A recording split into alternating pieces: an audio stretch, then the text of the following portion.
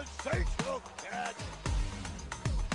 There it is. Open man diving. He's got it. He's got it. How do you like that?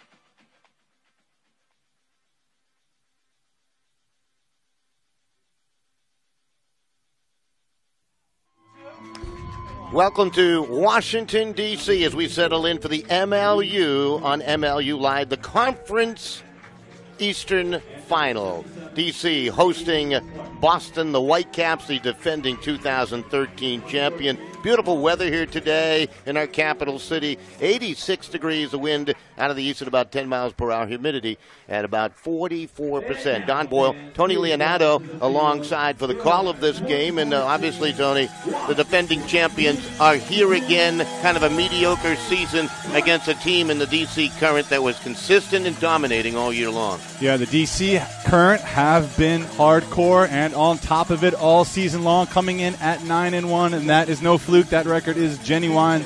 They have taken it to everyone. This is basically a mirror image of last year's situation when Boston was 10-0 coming into this game and rolled through the season and did end up winning this game 23-15 last year up in Boston. Now, DC Current hoping to flip the table and have a victory such as that here at home in Washington. It really is. What a difference a year makes. Boston dominating, confident, playing with just all kinds of, just oomph. They had an attitude about themselves. This year they've kind of lost that attitude, and the D.C. Current has picked up that attitude, and you've seen it. It's been terrific as we take a look at some of the keys of the game for D.C. Yeah, and Don, I agree with you. It's been an attitude change around for both teams, but here's some of the keys to D.C. right now. More cowbell. Well, you can hear it probably right now, and they've got these little mini cowbells. The audience here, they're going to fill these stands here at Catholic University. It's going to be big. The crowd is a factor.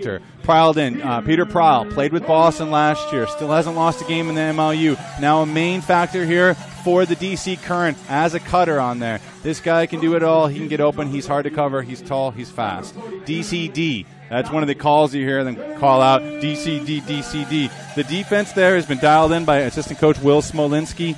These guys are physical, they're aggressive, they're fast, and they just feel confident at all times. And I tell you what, they can really convert a break into a score, which is really vital to making it easier for this offense to be high-powered and take long huck. Yeah, that's a good point, Don. It's true. When the D gets the turn and scores, that's where they're especially dangerous. Boston Whitecaps this year, keys to the game, Sleeping Giant. They had last week they had to get a gift to get into the playoffs. So is the Sleeping Giant awakened now? It's like, hey, this is the defending champions. These guys know how to bring it. They got a veteran team out there. They got guys who've won it all. Afraid of Danny Clark. He's got to show up here. He's been a little silent this year. He's been nursing injuries. Make it happen, Danny Clark. That'll change the tide of this game. Big receiver, deep space. Get those hucks to work. Get Graham the disc. Get Clark the disc.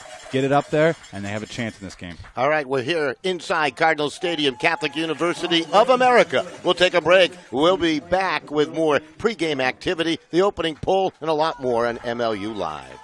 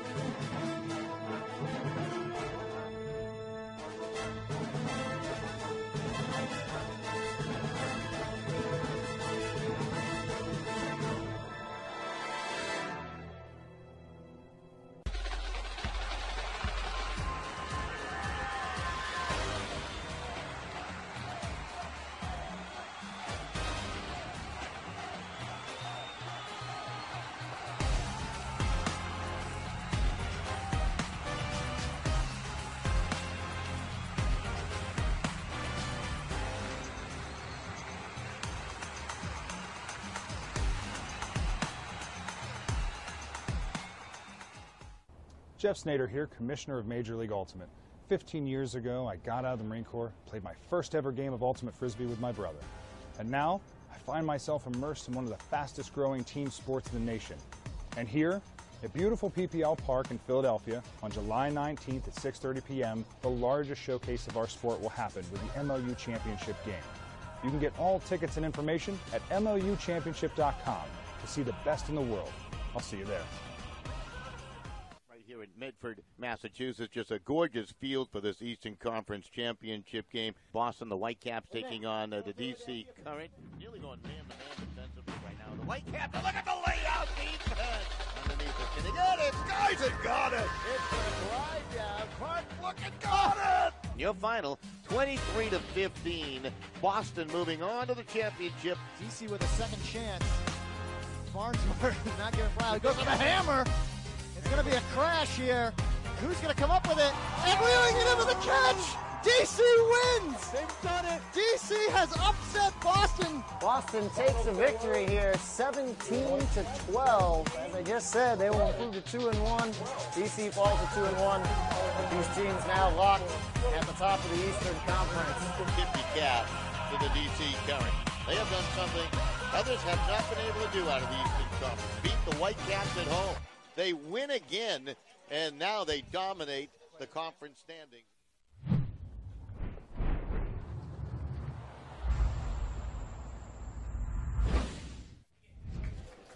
All right back here at beautiful Catholic University for this playoff matchup in the East. And, down below, why don't you take it away there, Tony, and fire a few questions up.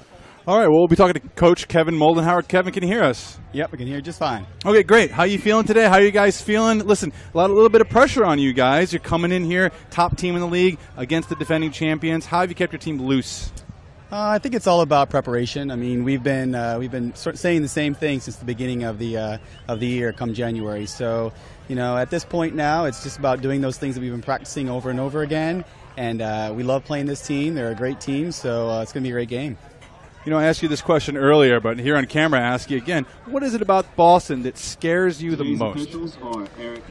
It's probably the fact that a lot of those guys are champions. They've been in this scenario before, either in last year's team or in Elite Ultimate. They're very good players. They know what it takes to win. And, to me, their record doesn't mean anything. I know how good most of these players are. And so, when a team is that good and they have players like that, you got to come out and you got to come out right away firing, and that's our goal. Lastly, tell us a little bit about Alan Kolick, his mentality. This guy seems like he can just kind of turn it on like a spigot and be a superstar out there. What kind of fella is this, and how is he going to play today? Alan is just a laid-back guy who is impossible to guard. If you've ever had the pleasure of playing with him or playing against him, you know that you try to put a mark on him, and some reason he still gets a throw off. And these are the best markers in the business have a hard time stopping him. So, just to see him bounding around the field like that, it's just a pleasure. I'm so excited that he was here another couple of years, and I can't wait to see how he plays tonight. All right, Kevin, thanks so much. Good luck to you guys. Looking forward to a great game. Awesome. Thank you very much. All right, Tony, great words down there with Coach Moldenhauer, and obviously he respects what Boston has done in the past, what they potentially can do here today, and his team, I got a feeling, will be ready. Last week we had that long discussion how DC prepares pregame, and it really filters into a very successful game, performance, and I think we'll see that again today. They're well prepared. Well prepared is right, and you can see it in Coach Moldenhauer's demeanor. This team is focused. They're prepared. He says right away, and I ask him about Boston, he's like, they're the defending champions. I was like, you guys are heavy favorites in this game, and Don, we all know they are. They have to be. He said, we do not see ourselves as favorites. Boston is an excellent team with the history. They are the champions. Of course, the addition of Peter Pryl has been magnificent, and what he has done to the psychology of this team, along with Nate Castine. You take a look at some of the key players in today's game. Obviously, we'll start with the Whitecaps, and there's a guy's name that comes to mind in Jeff Graham. Okay, well, you love him, I love him, we all love Graham. His folks are here. They're one of the earliest people to show up here at the park where Jeff Graham's parents here coming down from New Jersey. And Graham there, 27 goals, 20 assists this season. You see the numbers, 97 completion percentage. This coming out of the cutting position. He's not even normally a handler. He's switching around. Highest scorer in the East. That's including Kolick out here. So combine those two, unbelievable. And he's had games where he's just kind of like taking some time off because, trying to rest up. Unbelievable score, unbelievable the way that he gets up in the air. He's a grasshopper, and that's why they call him that. Alan Kolick. Well, we just talked about him, the Coach Moldenhauer. We saw him last week. We see him every week. The guy is uncoverable. He was not exaggerating on that. 392 throws. The guy is the engine of this team. He makes everything go. His throw and goes are something to watch, something to behold. So look for him at number 99. Also showed a little defense versus Philadelphia last week with a late interception to stop a spinner drive downfield in a must-win situation. But Philadelphia could be sitting in this game. They're watching at home. Boston is here. Needed a big second half to beat the Rumble last week, and they get a chance to defend, and they'll start with the opening pull and send it down to the current here from right to left. We're looking forward to a big matchup here. Great game here. Looks like we'll get a chance to see the current offense to start off, and the star Kolek we're talking about right there. You see Schaffner, number 90, big hooker on this team as well. Some of the receivers, Wodash, number 44. Ong will handle. Pryal there in the middle of your screen, number 8. Look for Keegan, number 2. So the winner of this game moving on to the beautiful city of Philadelphia on July 19th at PPL Park, 6:30 first poll for the MLU Championship. Of course, we'll have coverage of the West Coast Championship game later today following this one on MLU Live, so you'll want to stay tuned for that. It should be an exciting one, too, that we'll talk about as we move along. So we're just about set to get it going, and here we go with the pull by Brower Jarvis. And the current will have the first touch, traveling left to right. They got a long way to go. They can certainly strike with a long throw downfield. They will use the width of the field today. They have been really put together quite nicely here. Pryal with a quick touch, and they play it on back. Lay it out left side. Pryal will be all over the field. You think they'll change their strategy at all today or just play their game on with it? I think DC will play their game. Doy into the middle of the field. Right now they're using a short attack. Wodash will play it out left. Peter Pryal. Pryal well marked. Will hold on. Long count there. And finally got it up. And it's turned over as Ong couldn't hold on to it. That defense just too tight. And here's a chance for Boston's D. Came in a little hot for Ong, and he couldn't pull it off the turf. So good start defensively for Boston. That's been one of the question marks. Do they have that defensive intensity? Will they have it here today? There's a long huck down the field. It's going to be up for grabs, and the D trying to convert, and that was well covered. I think it was Pryal back there that whacked it away, and it's turned back over to the current. So good opportunity, but they can't cash in. Was that McNaughton on the try? That was McDonald, I believe, McDonald, right? Okay, 25. So this has been a problem for Boston. Last season, they were excellent at converting the defenses when they got the disc on D. This season, not as successful, and there is one of the examples why. So the O-line will get it back here for the current. Kolek to control along his own goal line. He'll play it back into the middle. Ong bobbled that again just slightly. Maybe a little bit of nerve showing here. Wodash. Yeah, you could be good, but when you're taking on the champ, you got to knock him off. There's a bit of defense, and I'll tell you what, the current coming out and trying to use that sideline, and Boston's had an answer now 2 consecutive times. Well, really surprising here. Kolek had an open man downfield, almost 2 of them released, and he did not throw that, and that's the looseness that's missing there. And instead, he tries to punch it over to Pryal on the sidelines, who's well guarded by McDonald, who gets the block. Yeah, McDonald's had a couple of big plays already. Couldn't come up with a catch. And there's some layout defense on the far side by Kolek. Well, he turns it over, and he'll get it right back for you. That's how magnificent he is. My goodness. That was fantastic. To the near side, Wodash. We talked about his defense just prior to the first pull here and what he did to Philadelphia late in the game.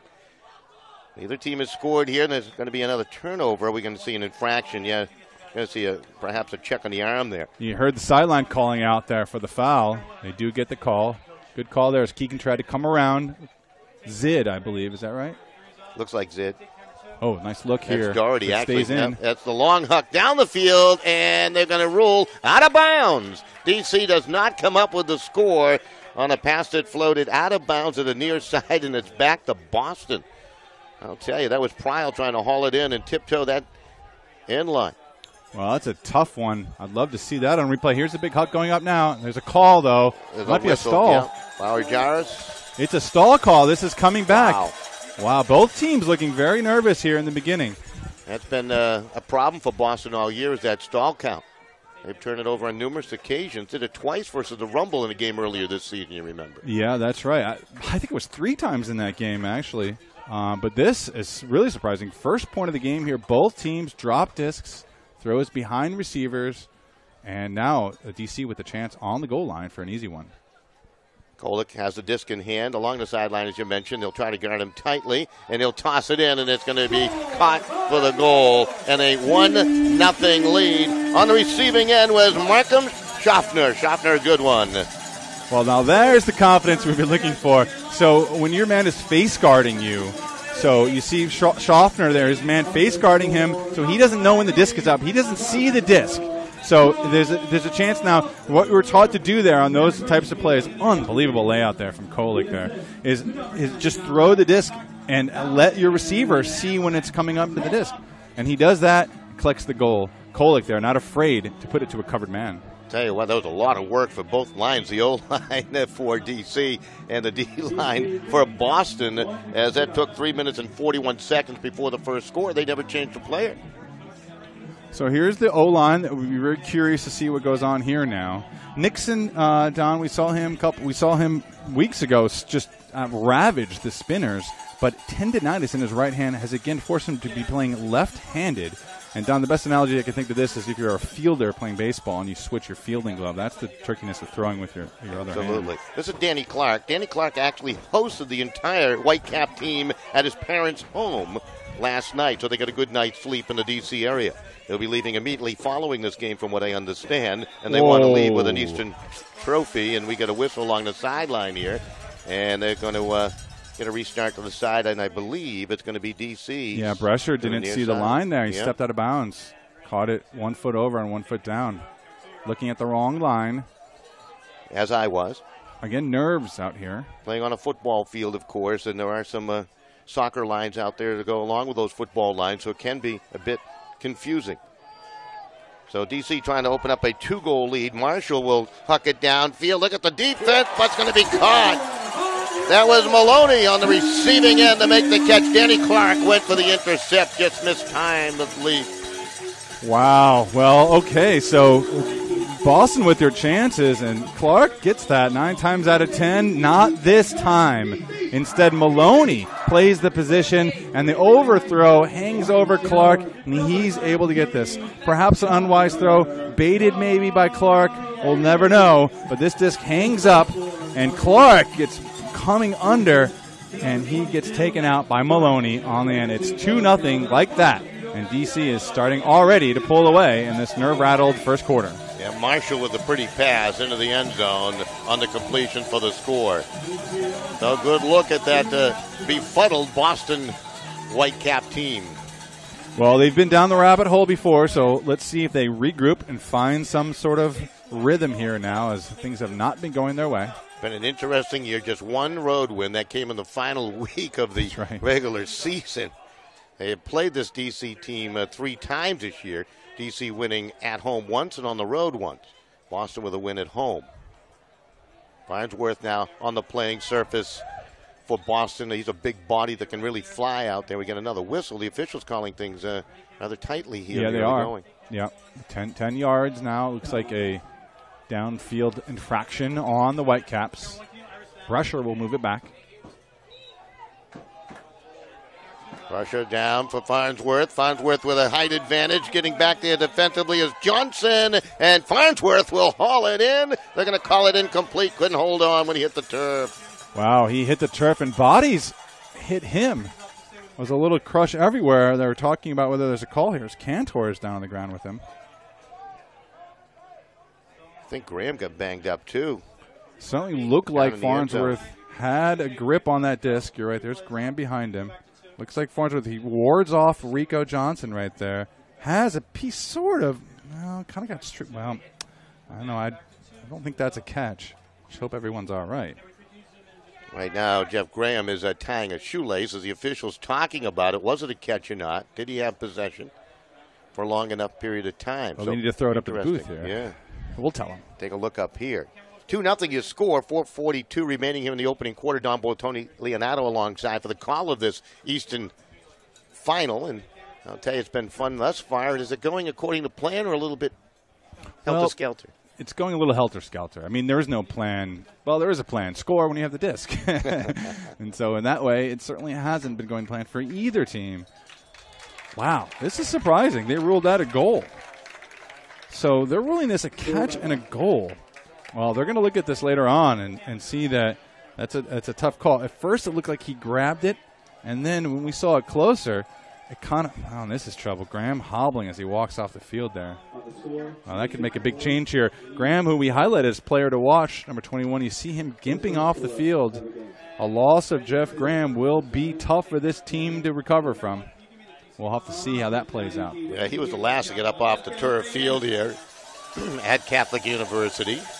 So Farnsworth credited with the goal. After much deliberation by the officials, at least they talked about it down there, Tony. Yeah, there's Coach Moldenhauer getting an explanation. Maybe he had his replay guy tell him that it was probably not a catch. Comes at about 5:18 of the quarter. So 2-1 your score, DC now in control. Kolick plays it out to the right side. He's already been a key performer here in the opening quarter. Impact player with a defensive play and an assist on a goal. Wodach with a touch. Current going a little short with the game right now. Dumping it off, swing near side. Facing into the sun. I wonder if that might be a factor. You see the setting sun here. Doyle will dump it on back. And Sean Keegan lays it out right side to Lloyd Blake, one of the newcomers that has really been a big player for the Current. Pryle's going to huck one downfield for Wodach. It's going to hang up there. Hatchet back, and Wodach makes a catch over the top, and he'll lay it in and a score. So they use the huck brilliantly. Keegan will score. Wow, Wodach, Jeff Wodach, the locomotive from Connecticut. I don't know how he did this. He's got a little bit of a height advantage on his man, but I think Hatchet is on him.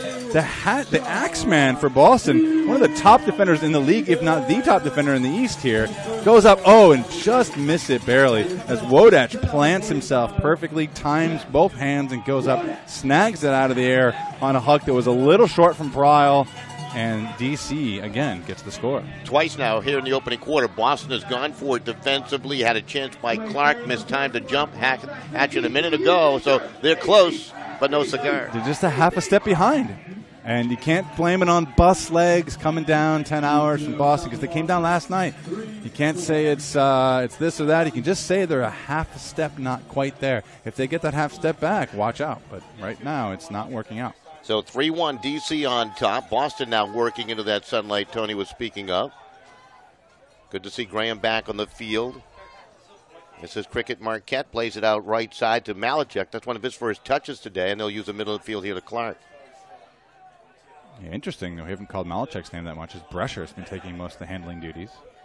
I was in an airport the other day in Atlanta. Believe it or not, someone came up to me. Are you the voice of the MLU? I said, I do call some games. And he says, I'm a friend of cricket. I played with him in college.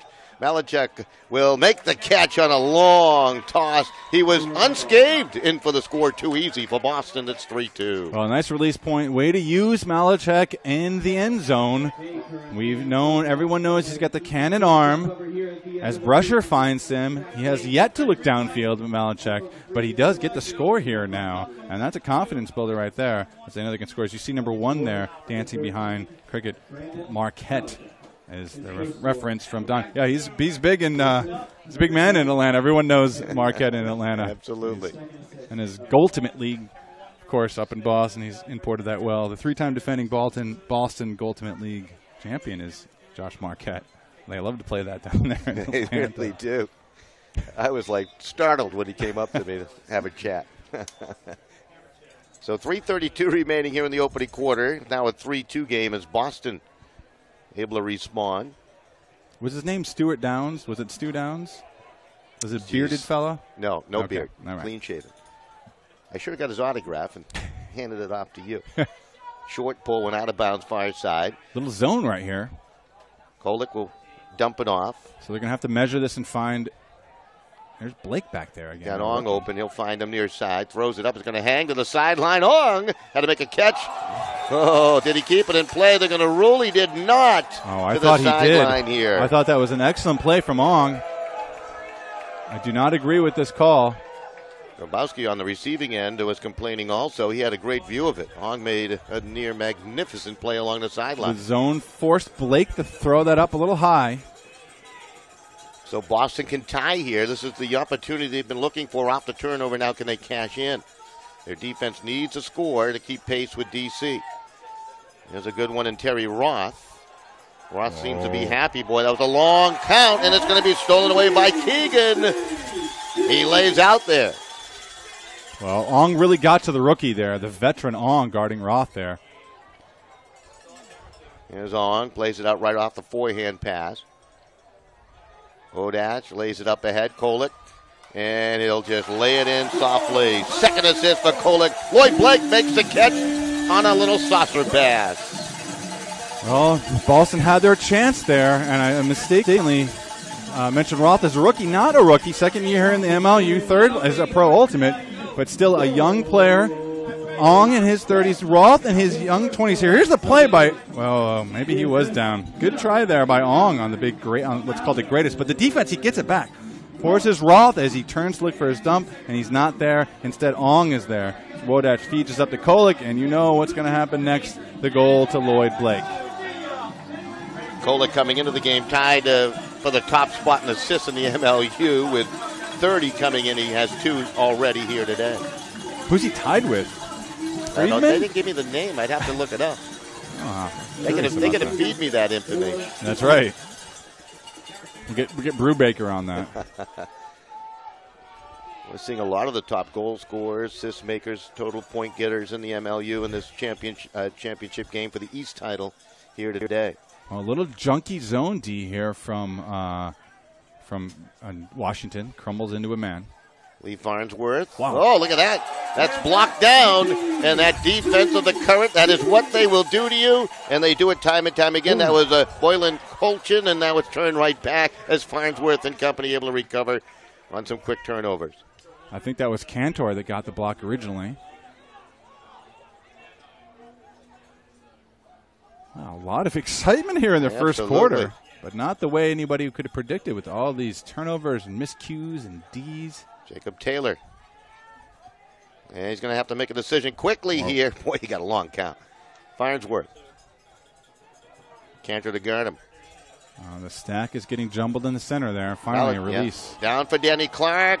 Off the great throw by Malachek, and he scores. Danny Clark, who has missed a few games, has been on the sideline more as a coach, is celebrating here close to his hometown. Well, big Danny Clark, all 6 foot tall of him, but he's got a 6'4" arm reach. The guy gets up, and no reason to do so there as Malachek with a pretty throw. Bombs it deep to Clark, who finally gets the release point there. I know we saw the stack in the middle of the field kind of jumbled up. Farnsworth desperate here. There's the D by Cantor, sticks his paw up and gets it, but then the overthrow. There's a mistake here. Farnsworth gets it back. We've seen a lot of that, actually. The player making the D gets it, makes the turnover, gets it back. And here's the throw from Malachek to Clark. So Boston hanging around here in the first quarter. Things have not been going the way, but they're only down by 1. Good play by Cantor. Good recognition by you. I thought it was number 7, David Boland Colchin, who had knocked it down with a 7 on the back of the jersey there during that sequence of play. So the Current up by 1. 90 seconds remaining here in the opening quarter. Kolek softly to the middle of Peter Pryl. Pryl used to play for the Whitecaps. He has really been a positive force, an influence on this DC team. Wow. Kolek. Well, he faked that. He still had a man there. He had Keegan deep. Big Scoober. Ong has great speed to go along with that size out there. Really a weapon for this DC team. Peter Pryl, the hammer, and he throws it, and that's going to be knocked down. Getting back there like a safety, Christian Foster to bat it away. Great work. Foster guarding Kolek there, played the under as Kolek got into the end zone there, and Foster able to get to it. That was a great read, wasn't it? Yeah, I mean, he got to it quickly there. Good thing he did, otherwise it would have been a goal. Boston can tie things up here with a clean possession with 40 seconds remaining. We'll get a whistle and a timeout called here to the near side. So the Whitecaps will call a timeout. They're in possession of the disc, down by 1. 39 ticks remaining on the opening quarter clock. We'll take a break, back with more from Catholic University in Washington, D.C. Jeff Snyder here, Commissioner of Major League Ultimate. 15 years ago, I got out of the Marine Corps, played my first ever game of Ultimate Frisbee with my brother. And now, I find myself immersed in one of the fastest growing team sports in the nation.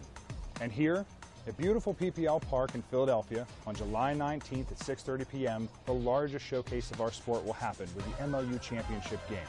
You can get all tickets and information at MLUchampionship.com to see the best in the world. I'll see you there. Donnie, got more fans here. We got more fans here, which is fans nice. everywhere. My wife's here too today, which is exciting. Enjoying the game of Ultimate. Made the trip from Connecticut down here to D.C. As tell you what, nice crowd on hand.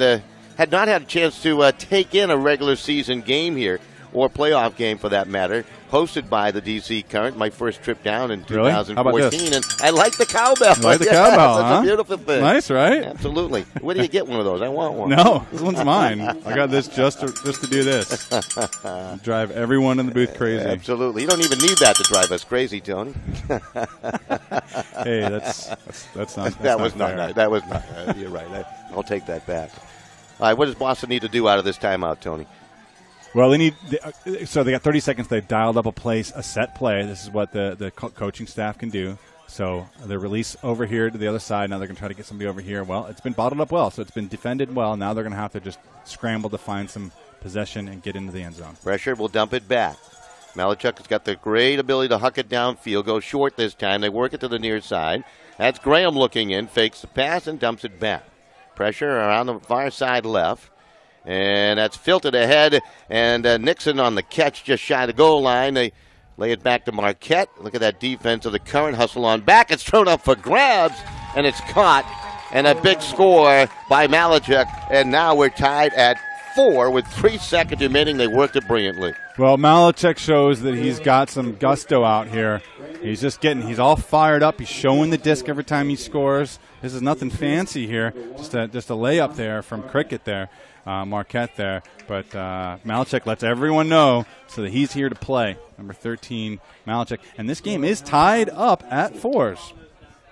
DC jumped out to a 2-0 lead, and Boston's been able to battle back. They've scored the game's last 2, so they've gone on a mini run here with 3 seconds remaining. So just about enough time for a pull and maybe a huck downfield if DC wants to show that off. They could maybe get one pass and then a huck. It'll have to be pretty quick. Might see a roller pull here to stop anything like that from Taylor. Looks like a sidey, bladey pull. I believe it was Hirschberger on the pull that time. Oh, my bad. Yeah, he has pulled on occasion. And that's going to do it. Interesting opening quarter of play. Tied at 4-1, Tony. Before we go to break, a thought. Well, I think that Boston looks pretty happy right there. You see Coach Miller walking out there. The whole team looks a little psyched. It's a 4-4 tie. Boston is psyched. We'll take a break. Back with more on MLU Live.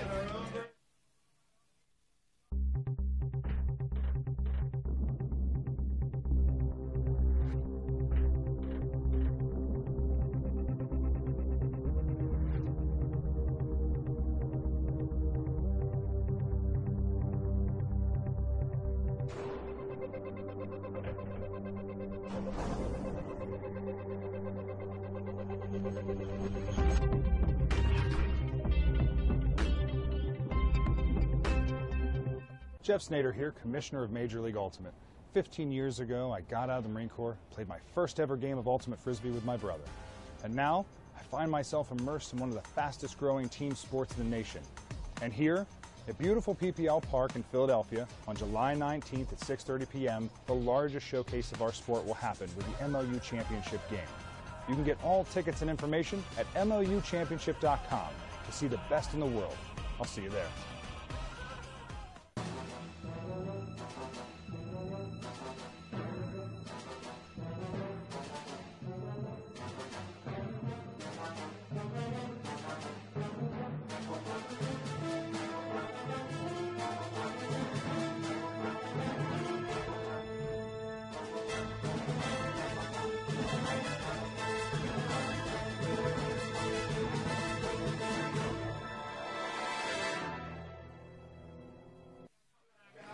Back here at Catholic University, Cardinal Stadium, just a beautiful location here in the outskirts of Washington, D.C. And Tell you what, I know a couple of folks who have attended this university and really enjoyed what it's all about. And it looks as though it's a university that really opens up to the community here in the D.C. area. Their basketball court was filled down below with folks from the community enjoying the beautiful facility. Just absolutely gorgeous.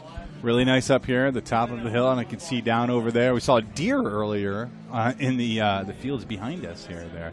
But nice little nature here, and still in the thick of D.C. Beautiful area. So just about set for the second quarter of play. One of my notes, Boston moved the disc quickly, stay away from the stall. We've seen a stall. Have they moved it quickly otherwise?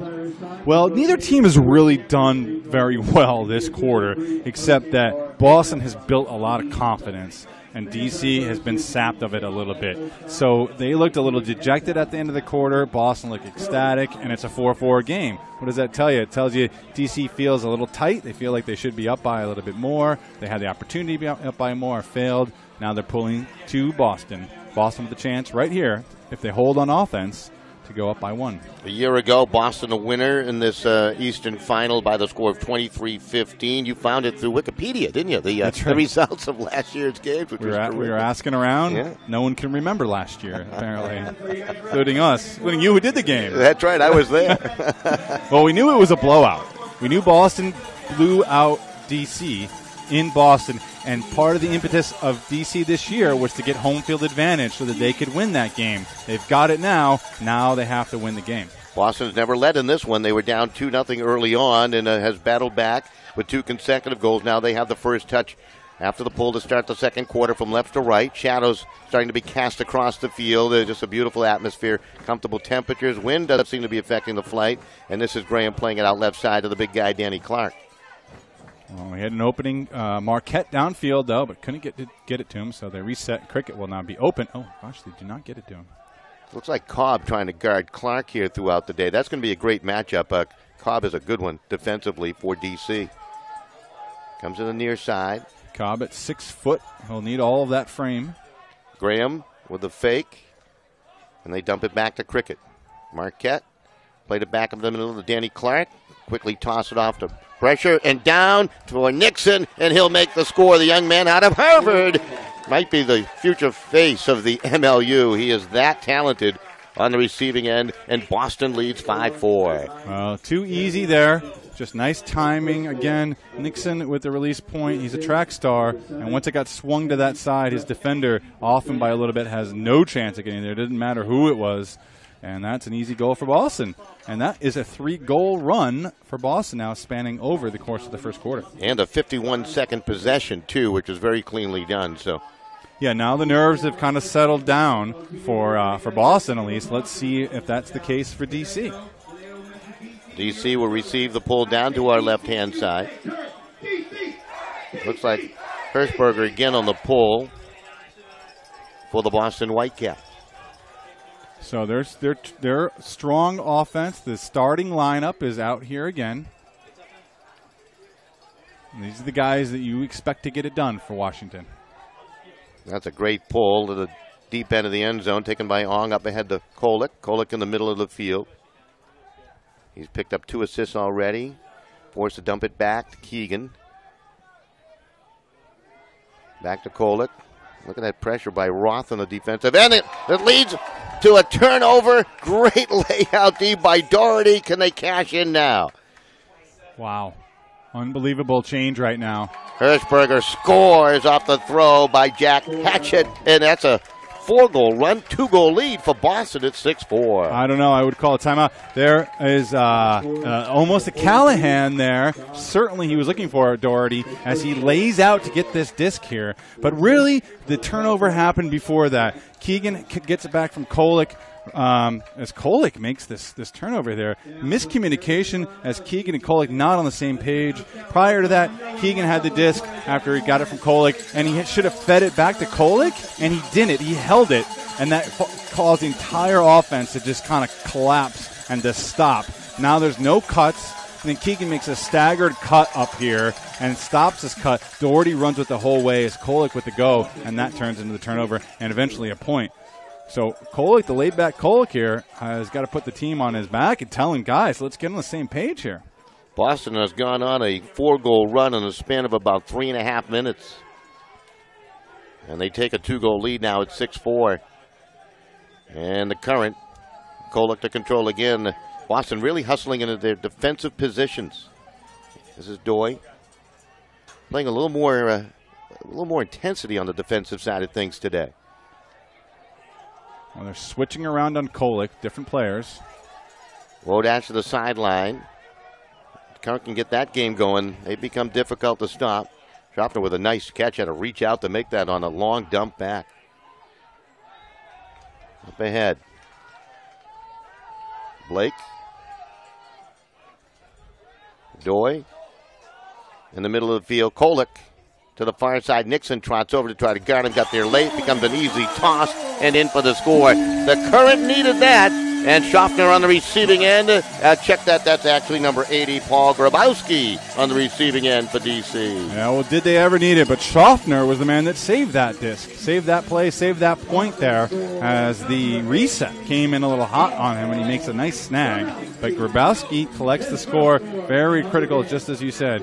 Here's a nice grab by Schaffner with the left hand as it comes in hot. Doi feeds it up to Kolek. Kolek quickly right here. They definitely needed that point. And now hopefully we'll see some of their studs get out on the field here. Gibson's one of them, number 42, great defender. We haven't seen Rico Johnson out there yet.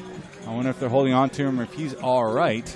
But he's another strong defender. And DC, one way to settle the nerves, get on D. Score on O and get on the D.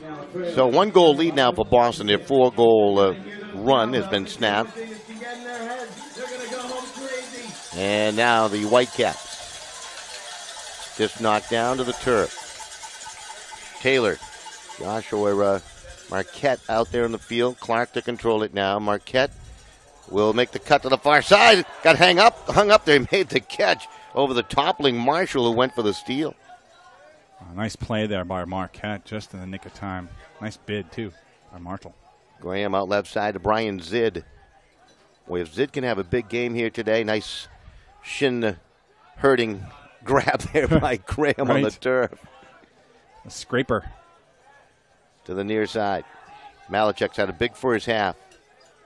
Wants to throw the hammer now, lays out the forehand, dumped it back. Graham will just softly play it to the far side. McNaughton, who we're seeing for the first time since opening week. Good to see him back in the lineup here just in time for the Whitecaps here in this playoff game. McNaughton to the near side, laid it up too far and out of the reach of Malachek, and they turn it over, and the Current with a chance now on the D side of things to wrap up this game at 6 if they can convert. A little rustiness maybe there for McNaughton, out with the clavicle, broken clavicle. This is going to hang. Ooh, nice catch. Ellinger with a long hammer across the field. They like to use the width of that field. Catch made by Boylan Colchin. I knew he'd contribute some time in this game. That's right. Had him on the field a little bit earlier. Ellinger up into the middle. Up ahead it comes. And a little give and go. And that's a score. Oh, they did that brilliantly to D.C. And they're on the board to tie it back up as Eddie Peters on the receiving end from Boylan Colchin. Well, David Boylan Colchin, they call him the Duke. Duke goes up high to snag the hammer and then gets rewarded by throwing the score there to add to his point collector as he feeds it into Peters for the goal. So D.C. on a bit of a run now. That's that play you're speaking of. Wow. Just nice timing there. Clark goes up flying the albatross over the top there, unable to come down with it, and just pops it in there, does Duke. And the score for the tie for D.C. as this game is neck and neck. No one's able to really get a big lead here. It's not that surprising, Don. I thought it could come down to the fourth quarter. I thought either D.C. would run away with this game or come down to the fourth. And still a little early here, but so far the teams are playing back and forth disc. I've always been had a philosophy that a team that is at the 500 mark, like Boston is coming into this playoff game at 5-5, sometimes mediocre, but sometimes very, very good. And obviously the defending champions, you can't take them lightly, despite that 9-1 mark of the Current. So 5-5 teams are dangerous, and they're being dangerous right now. And especially when they got confidence. And they looked shaky in their first 5-6 possessions, and now confident. Ooh, pressure's going to huck one down, up for grabs. That's going to be intercepted. Stepping up was Cantor to make the play along the goal line. And now this D for the Current can get that lead back. Well, confident doesn't necessarily translate to good choice and good throw, as that was an ill-advised throw that got a little short there. Yeah, risk-taking is not an option. Now, Rico Johnson, he's a highlight reel type player.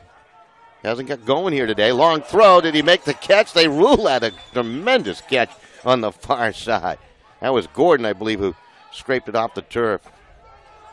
This is Cantor now. His D-line has to work here. They don't have traditional handlers in here. Johnson being guarded by Farnsworth, and he'll just forehand a huck down, and it's going to be intercepted by Foster, Jimmy Foster. Well, not his fault. The cuts were not there. And again, the non-traditional handlers having to work almost a turn there. But Boston's O-line will hold for now. Marquette to Graham. Right now, D.C. trying to play some tight defense. They'll send two way downfield trying to guard Nixon, who was wide open. And, Farnsworth elected not to make the long huck downfield. Right, well, didn't need to, as he had an opening underneath, and Cricket there following up from behind. That might have been Cooper, by the way, that had the disc in hand on the far side of the field. Now it's back here to Marquette. Farnsworth now to the near side to control it. Takes a look in, nothing going on in that end zone. Defense too tight. There it is to the back, and that's going to be caught for the score. Well, there's some kind of call back here. Yeah, might come back. It was Foster who caught it. Legs look tired here on DC's time. They're going to call it travel, I think. No, just an infraction. So coming back 10 yards for Marquette here, number one, who will check it in. So Cricket up ahead. Graham spinning with it. Needed some help. Got the help from Cricket. And another infraction. Yeah. Graham ran into Johnson right there, and that's why they're calling this a downfield pick. So they're going to set this back 10 yards again. Marquette looks frustrated, but he can score from here. This is a 20-yard pass for Marquette. Watch out for the hammer shots. Joshua Marquette lays it over the top to Graham. Clever pass, and in for the score on the receiving end, Jeremy Nixon again. Nice job there as Marquette flutters a little scuba over the top to Graham on the go. Graham catches it and easily releases to Nixon. There's a nice little flip over the top, and Nixon on the run on the umbrella gets it into the end zone as the offense holds here, withstands the DC surge on the D. That stops DC. Would have been a 3-goal run for them. And Boston holds the lead here now at 7-6. Yeah, Boston on top by the one, as you mentioned. Good look at Farnsworth. They look tired out there. Both teams look a little bit gassed. I wonder if it's a little bit of the humidity. It's a fine day to play Ultimate, but the legs look like they're a little slow.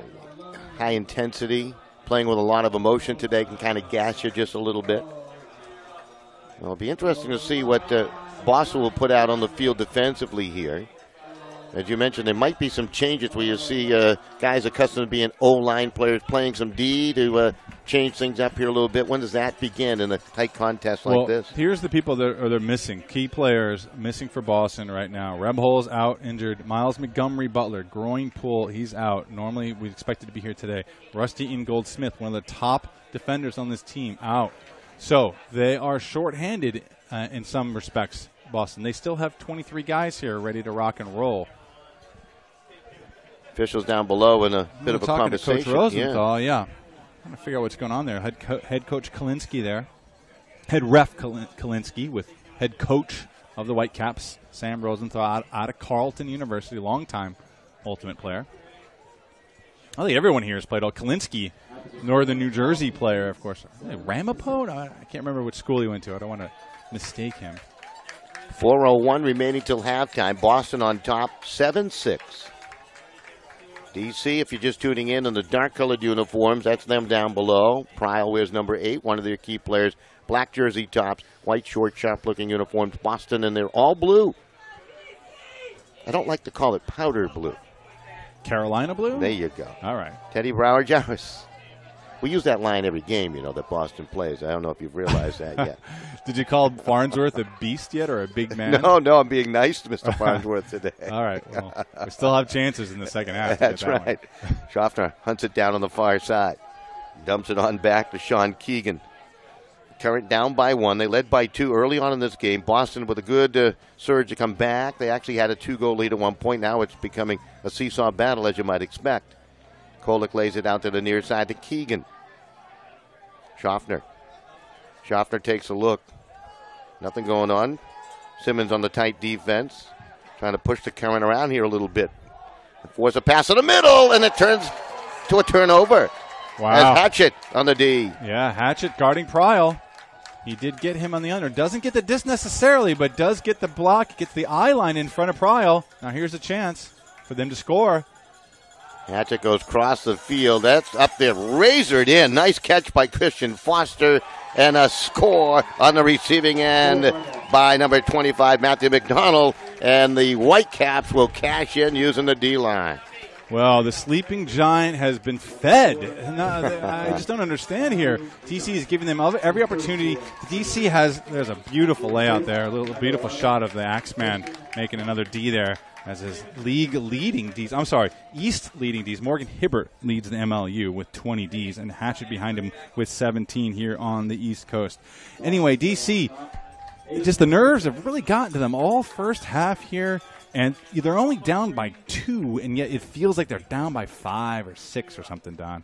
I totally agree with you. They're not playing their game that we have seen throughout the regular year. Yeah, they haven't got any hugs off. Kolick there had another release man downfield, could have jacked it. And I don't know if they're saying, hey, we need to score, relax, don't throw it, or if they're just being hesitant. Tough to say.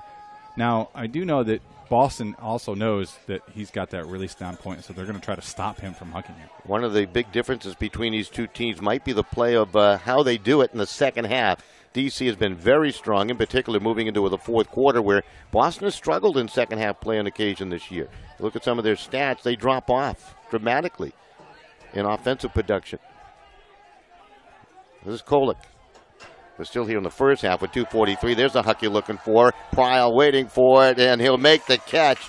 Stutter, and then pass it along to Wodach. Well done. Kolick with a beautiful huck, and then you see the other two dynamic players collaborate for the score. Well, there you go. That's it. Put it on your back, son. Get it out there.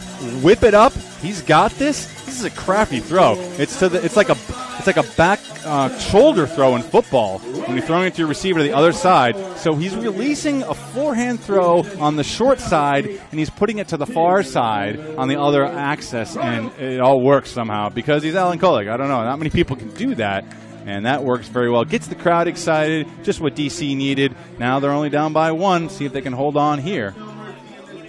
Good look at Dan Clark, Mr. Pressure. Graham, certainly 3 big names. Cricket on his hands and knees, getting back up. Malachuk out there. Well, it looks like they love the addition. Piers McNaught, number 35 right there. As we said, out with the first week after he made this fantastic layout block and came down on his shoulder. He's already into the starting line, I know. This is Graham to control it. Malachuk plays it up to Clark, found some safe space. Quickly into the middle, they work at the pressure. He'll handle a lot here today. He has already. Malachuk with a fake. And force to dump it and swing it off. Right side they do to Danny Clark. Boston doing a good job finding some passing lanes, creating a little space. That's laid out near side. McNaughton. Well, they're giving a lot of space. DC is giving a lot. The cutters the space. They try to, yeah. And that was the one he tried to cut under there. Absolutely. And that's turned over. Danny Clark threw it too low for Malachuk. Moylan Colchin actually created a lot of that disruption with that near steal. You can hear the crowd a real factor here as it gives you a little bit of juice to a team that's a little bit down. It's interesting. Call a timeout. It's interesting how you get that rippling effect there, Tony. You make that almost great deep play, and then it kind of rattles the handler, and he throws it away. It's crazy stuff. We'll take a quick break. We'll be right back. 8-7, the Boston Whitecaps lead the D.C. Current right here on MLU Live.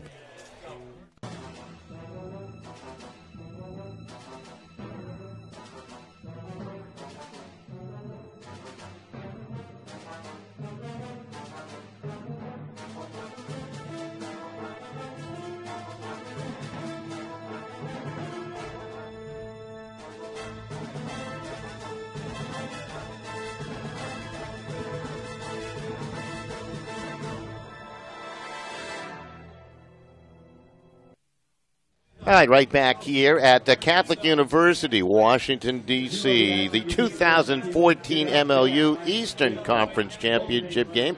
Don Boyle, Tony Leonardo, host of others doing great work behind to bring you this live on the internet webcast of this pivotal matchup winner moving on to the championship game. And you were talking about something we actually spoke about last week, the significance of a 3-goal lead. 3-goal lead. Yeah, you brought it up, Donna, and I agree. It's like you just feel like this is the type of game where the first team to get to a 3-goal lead is going to win.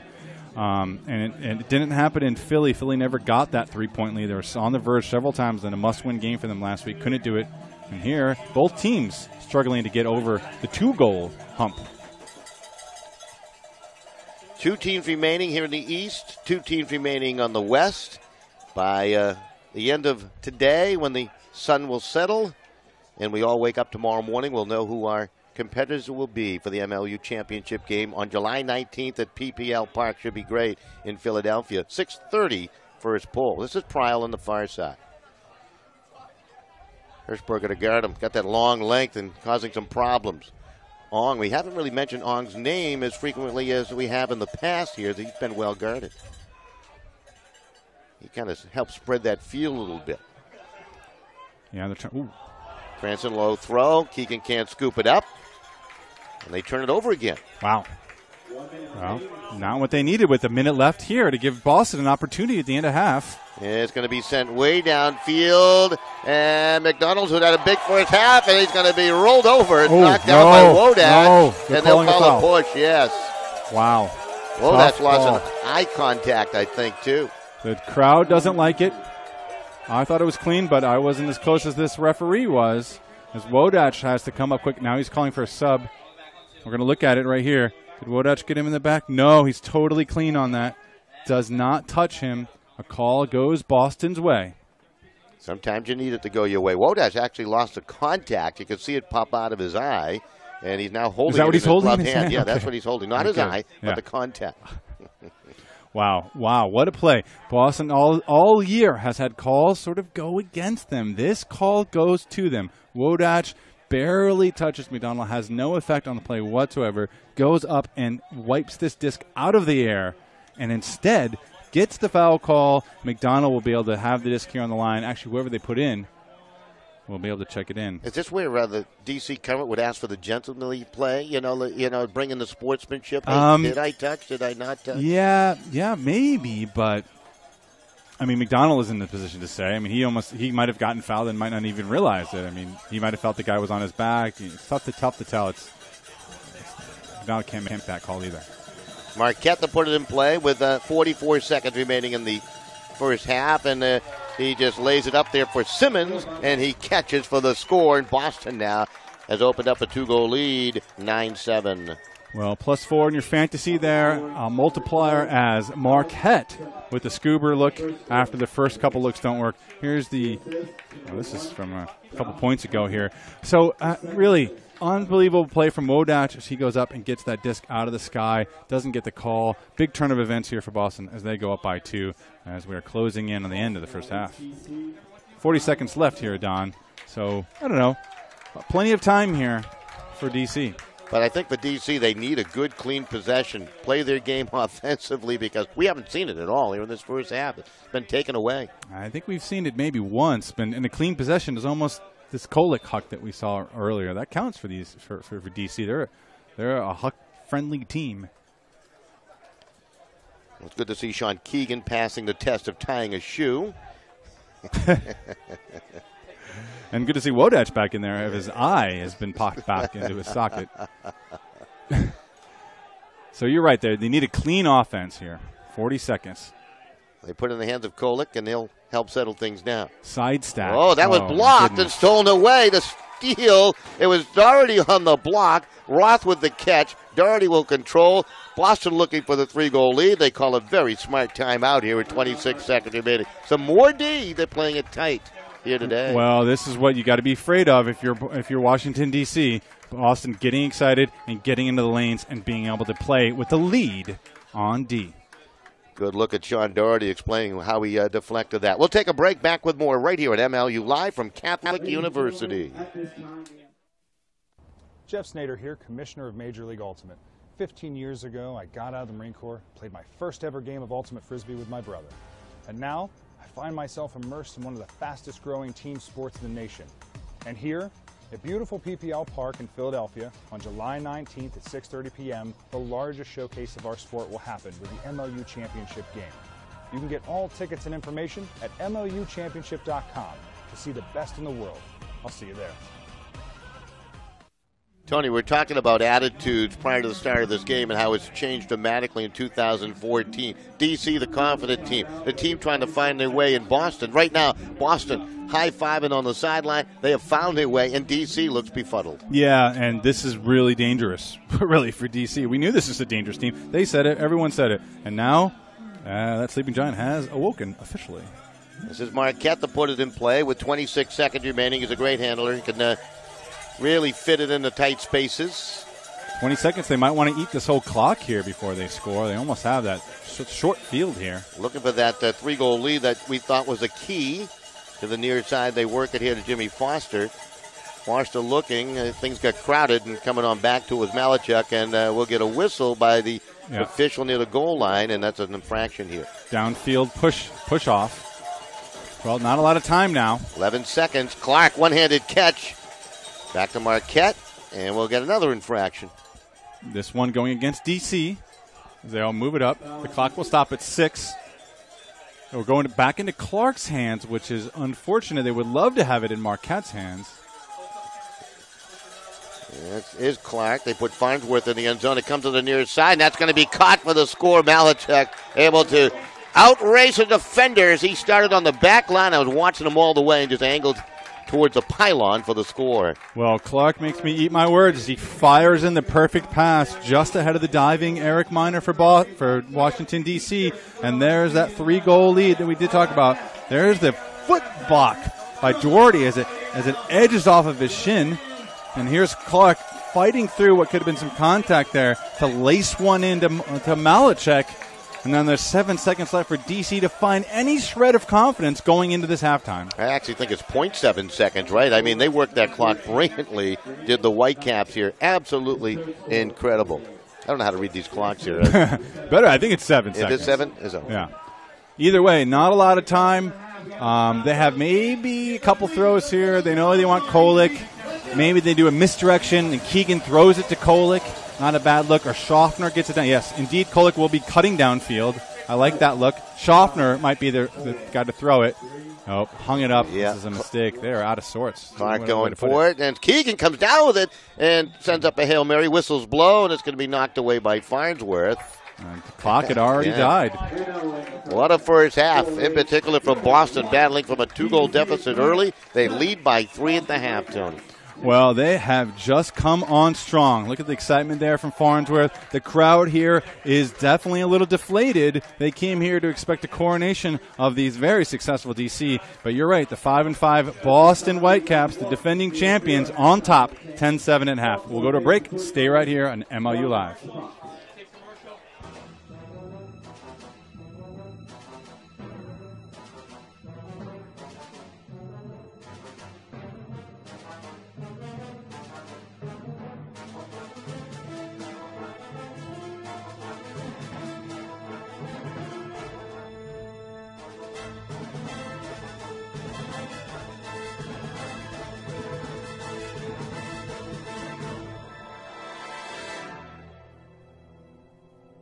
Jeff Snyder here, Commissioner of Major League Ultimate.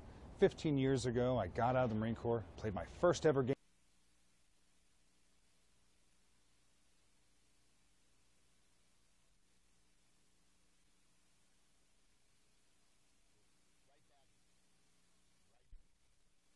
Right back here at Catholic University, and it's our pleasure to have Jack Hatchett down below, of course, for the Whitecaps. And boy, Jack, your team was really discounted about how well you can play some defense here in 2014. It's really set the tone to a 3-goal lead here at the half. Congratulations on that. Thank you. Talk a little bit about this defense and the effort you guys are putting forth out there. You're really taking DC out of their game. Sure. We went into this game with a game plan of we just want to make them work. We know they're going to score a lot of goals, but it's a lot better if we can make them throw 20, 30 passes, really grind out a couple minutes to score those goals. So we'll grind them down, we'll throw some fresh guys at them, and get some blocks. And you saw it pay off in the second quarter there. We got a few blocks where our guys were just a little bit fresher than theirs. And obviously the D-line also putting up some points, too. I'm not only capitalizing defensively with the intercepts or the blocks and the like, but you're putting the big points up on the board. Sure, yeah. We're really trying to attack after we get the block as well. It's that same strategy, just make them grind. We're just going to work with our legs after we get the disc, and it's paid off in the form of a few goals. Also, you have a nice assist here today as you found Hirschberger in the back of the end zone. You know, what's going to happen here at halftime? What adjustments do you guys need to make? What do you expect DC's going to do in the second half? I think they're gonna play their offense. They had a few uncharacteristic errors, but we're gonna keep grinding at them. Maybe change a couple things, show them some new looks. But it's all about energy. It's all about just getting out there, grinding with them, and hopefully our legs just run a little bit deeper than theirs, and we can hold this lead. Hey, Jack, let me throw one in here. It's Tony. I want to ask, how does this remind you? How do you feel about last season? Does this remind you? You guys had a slow season, 2014. You're here. You're winning this game now. Does this remind you of it last season at all? Do you feel that confident? A little bit. I think we've been confident all year, but we haven't executed very well all year. We know if we execute, then we're going to be in a good position at the end of the game. So, I mean, we try not to think too much about what happened last year or what happened this year. We're trying to stay in this moment, and we know that if we just grind hard right now, we're going to be in a good position. Well, it's certainly a big moment for you. I know there's some moments that you want to spend down in the locker room with your teammates here. Thanks, Jack, for joining us. Yeah, thanks for having me. Jack Hatchett joining us has done a terrific job for the Whitecaps here in the opening half, and they have built a 3-goal lead at 10-7, Tony. And, we always talk about keys of the game prior to. What's the keys of the second half now moving forward in this one? Well, keys of the second half are DC's got to adjust. They just have to adjust. If the O-line isn't getting it done, don't put those guys out there. Mix it up. Right now, people are looking a little nervous out there, and the coach has got to identify who's a little nervous and who's not maybe. Start mixing up the lines and dial up some play calls, mix some things up. They're going to have to do a little bit of this. It's a team when you talk about DC that played, with a lot of conviction throughout the year. They really were regimented into some sort of pregame ritual that was broken up a little bit last week when they had some fun with their O-line and D-lines. Are we seeing the result of that here today? No, but maybe yes, but maybe they need to do that some more, mix it up a little bit. Well, we'll find out some more. We're going to go to break, and we'll come back, talk some more about it.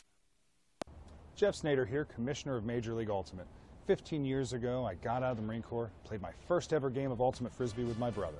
And now, I find myself immersed in one of the fastest growing team sports in the nation.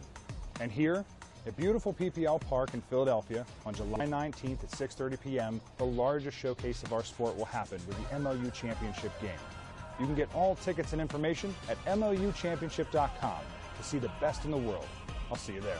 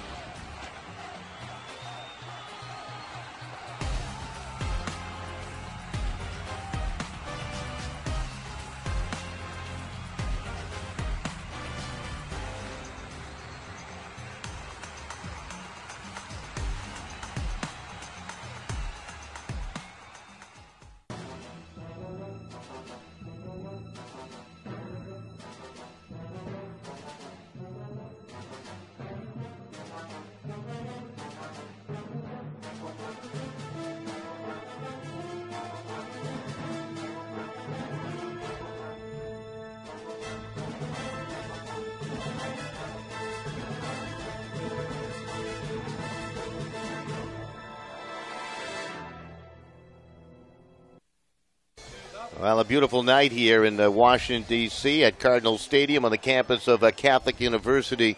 Don Boyle, Tony Leonardo alongside. We have some highlights from the first half. A lot of them belong to Boston from the defensive stature, and then they cash in and score on top of it, offensively getting the job done. And a healthy Danny Clark coming back has helped out, too. Yeah, that's been huge. Well, there you see Kolek making the play that he does.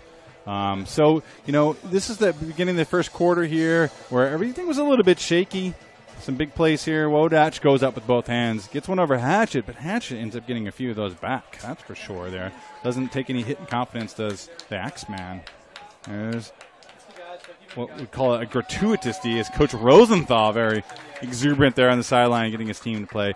Don, one thing to talk about is you were talking to Hatchet there at the half.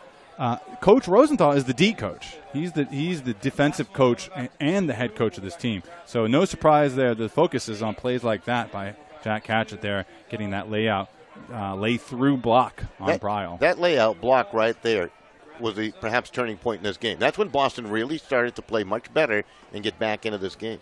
Well, that was, to me, I agree, and I think it was DC's last mistake. It was like, well, you guys have just chundered it so much, and you're still in this game. Uh-oh, now you gave it away again? Now they're going to make you pay. Now they're confident. Now it's watch-out time. Obviously, DC trying to right the ship right now in the locker room, trying to win again here at home. They have not lost at home all year long. We have not seen a significant bunch of hucks downfield, like a big basket of hucks that folks enjoy that gets the feet and the crowd of their feet with the cowbells going here in DC. They've really this team has taken that away. They've shortened up the game. They have. The hucks that have come have worked. That's a surprising thing. But right from the get-go, they looked hesitant to throw them. And it can't just be Kolick. Schaffner's going to have to put up a couple, and some of the other guys are going to have to get into the game here a little bit and start to get some release points from both sides, both as a cutter and as a thrower. As you can see, just a gorgeous night as both teams now getting ready for the second half. Boston back on the field, full of confidence. Yeah, and DC still in the locker room as we have 3 minutes left here at halftime. So, the winner here goes on to the championship. This is a big deal. This is no joke. And that man right there, Nixon, might be able to get that tendonitis fixed. Not fixed. I mean, you can never really fix tendonitis, but if it calms down enough in a few weeks, he could be rested and ready for the championship if this team makes it in. Despite the injury, he has made it to the stat sheet here today, as he's been on the receiving end of a vital point for the Boston Whitecaps. Still waiting for the current to come onto the field here. There they are. They're coming out of the locker room right now. And, a lot of those guys hanging their head. It's interesting to watch their body language. It doesn't have the same step that it had just a week ago. So can they turn that around? We'll take one more break. We'll come back with more halftime chatter and, of course, the second half right here on MLU Live.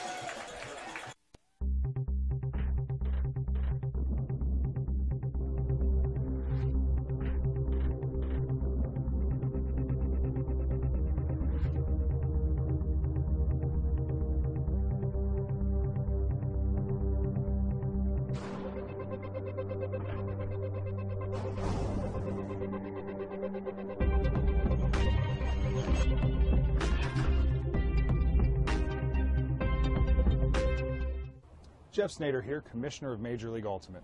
15 years ago, I got out of the Marine Corps, played my first ever game of Ultimate Frisbee with my brother. And now, I find myself immersed in one of the fastest growing team sports in the nation. And here, at beautiful PPL Park in Philadelphia, on July 19th at 6:30 p.m., the largest showcase of our sport will happen with the MLU Championship game.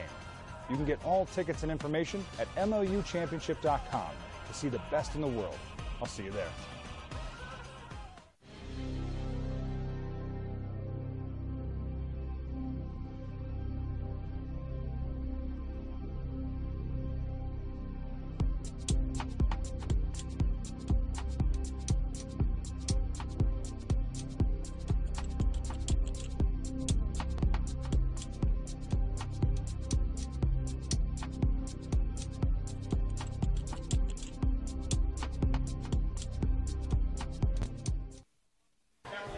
Back here at Catholic University, good look at Alan Kolick down below, up for MVP award, perhaps, at voting time. And is he the guy to bring this team all the way back from a 3-goal deficit here, Tony? Well, Oldenhauer before the game said that he was the laid-back core of this team, and that's what they need is a little looseness. So maybe yes, because the team is playing tight. Kolick, maybe not, but the rest of them are.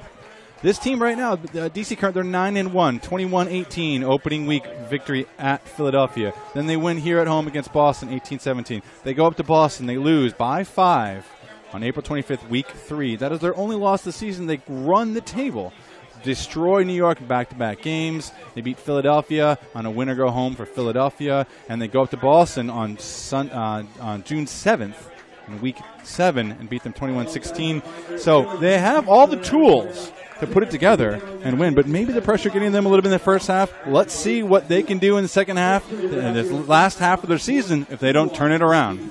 Well, it looks like they're showing unity right now in that huddle of the DC Current as we're set to go here with the second half. But DC, we've had a total of 7 different goal scorers today. What does that all mean? I don't know. Malachek has scored 3 times, Nixon twice for the Whitecaps of Boston. Well, the one thing it means is that Malachek is being used as a decoy, and he did have some trouble with his Hucks connecting a couple of weeks ago there in Philadelphia. We saw it. He just kept putting him deep, and that was not working. And in this game, he is being used in the end zone effectively as a goal scorer. So just about set to get it going here in the second half. 3-goal lead for Boston at 10-7. Now this might look interesting, Don. You think it's an advantage for DC to start on offense, but maybe not. I mean, look at this mean Boston line we just saw there starting on D. That's where they want to be. That's where they really feel the fire is on defense right now, whereas this weary DC offense looks a little bit out of sorts. So the disc in hand of Christian Foster. He'll have the responsibility of the pull. McDonald out there has had a big game thus far. Number 2, number 12 for Boston, Alex Simmons. Who's wearing number 2 for Boston? I always thought that was Reinhardt. Is he in the game today? Yeah, first he time is. out there. Yeah, it's been a while. He's been injured. You know, Boston's fought through a lot of injuries this season. It's almost too many to name. I mean, they have guys out that aren't here today. Rebholz is here. He's injured, not playing. Montgomery Butler here, not playing. Clark has been in and out of the season. Nixon, we've already talked about. Pierce McNaughton out with the torn clavicle back in. And this team is here right where they need to be. One of the strategies Boston has used in getting that disc way downfield on the pulls and forcing DC to work the length of the field. They've tightened the screws defensively, and it has certainly caused some problems. This is Kolek. Kolek, they double team him just a moment. Schaffner. Kolek going downfield now. There's a huck all the way down. It's intended for Keegan. It's going to hang, and he's going to make the catch through Sean Doherty. Boy, that edged down dramatically, but he made the catch. Bam. Just what the doctor ordered. Get Schaffner with the release point. The throw and goes from Kolek, set it up. Keegan goes up, gets his confidence a little bit there. Skies in the end zone, and this team with a nice burst of life there to start the game. And let's hope it stays, and we get an exciting second half there. Schaffner finds the release and jacks it down the field. Keegan reads this nicely over Doherty and gets to it. Doherty tried to find that inside positioning, just couldn't get there in time. Well, now let's see what the D-line can do for DC and the O-line for Boston. Boston can just hold on here a little bit. A lot of game to go. So 10-8, 9:39 remaining. Took them just some 21 seconds to put the points up there. You know what I like best about that is Kolek moved quickly, fast, and give and go with the disc. Now Boston with a chance. Pressure's had a big game. Malachek now lays it up to Cricket. Marquette the control. They got him tightly.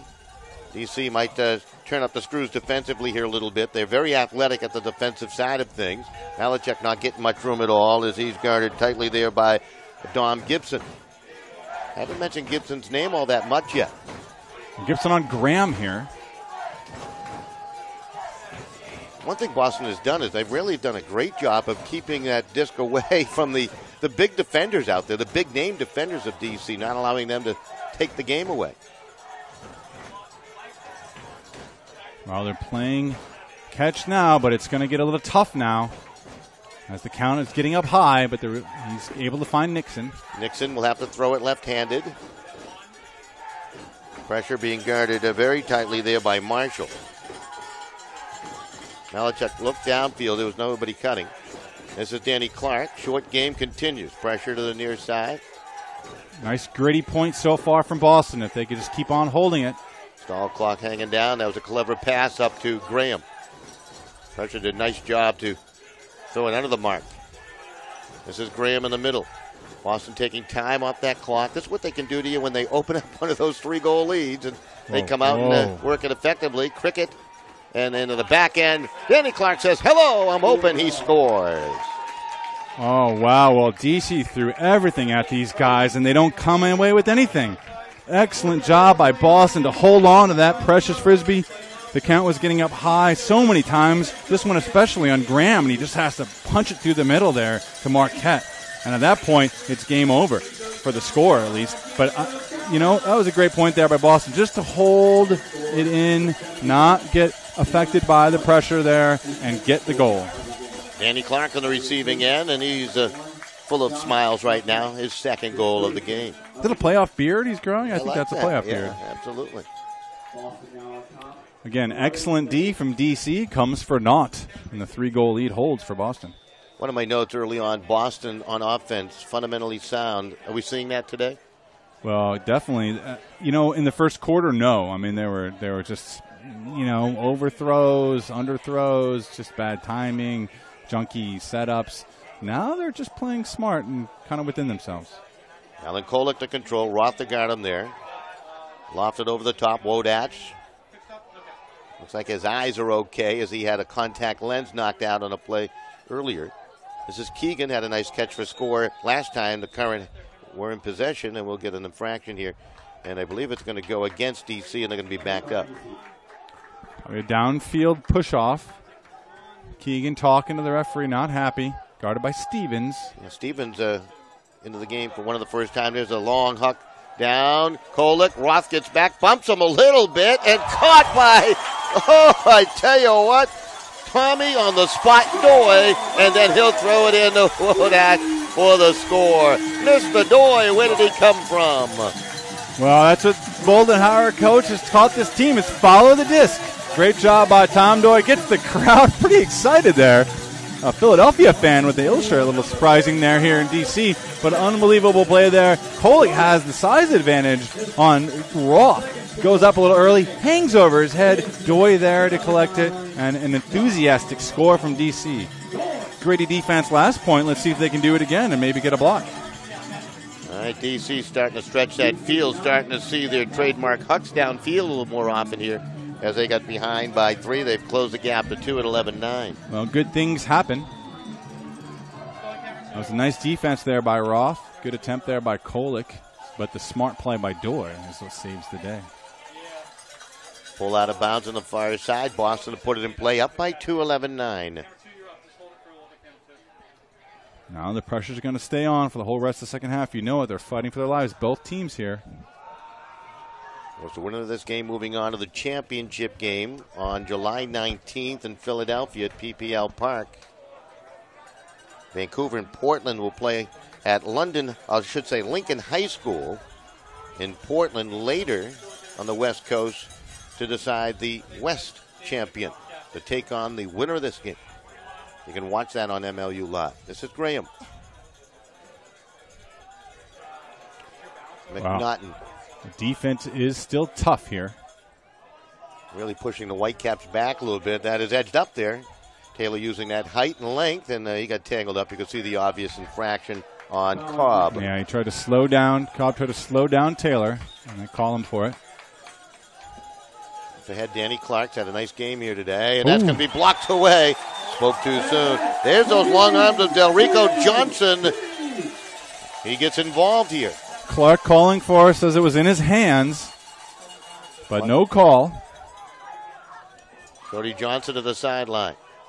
Nice catch along the side by Cobb. Cobb is double teamed. You can do that in the MLU, and we'll get a timeout called by the Current. And That's they a good needed call. it. Yes, indeed. Yeah, they needed that. We'll take a timeout right here. 6:29 remaining in the third. 11-9 your score. Boston leading D.C.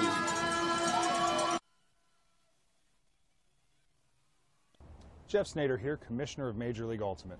15 years ago, I got out of the Marine Corps, played my first ever game of Ultimate Frisbee with my brother. And now, I find myself immersed in one of the fastest growing team sports in the nation. And here, at beautiful PPL Park in Philadelphia, on July 19th at 6:30 p.m., the largest showcase of our sport will happen with the MLU Championship game. You can get all tickets and information at MLUchampionship.com to see the best in the world. I'll see you there.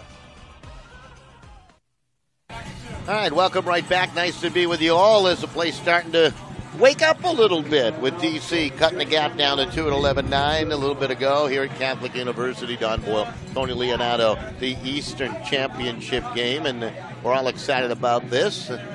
Don, you know these sleepy commuter fans here. They come in a little bit late, and they expect DC to walk away with this game. Not to be so. They're going to have to fight for it.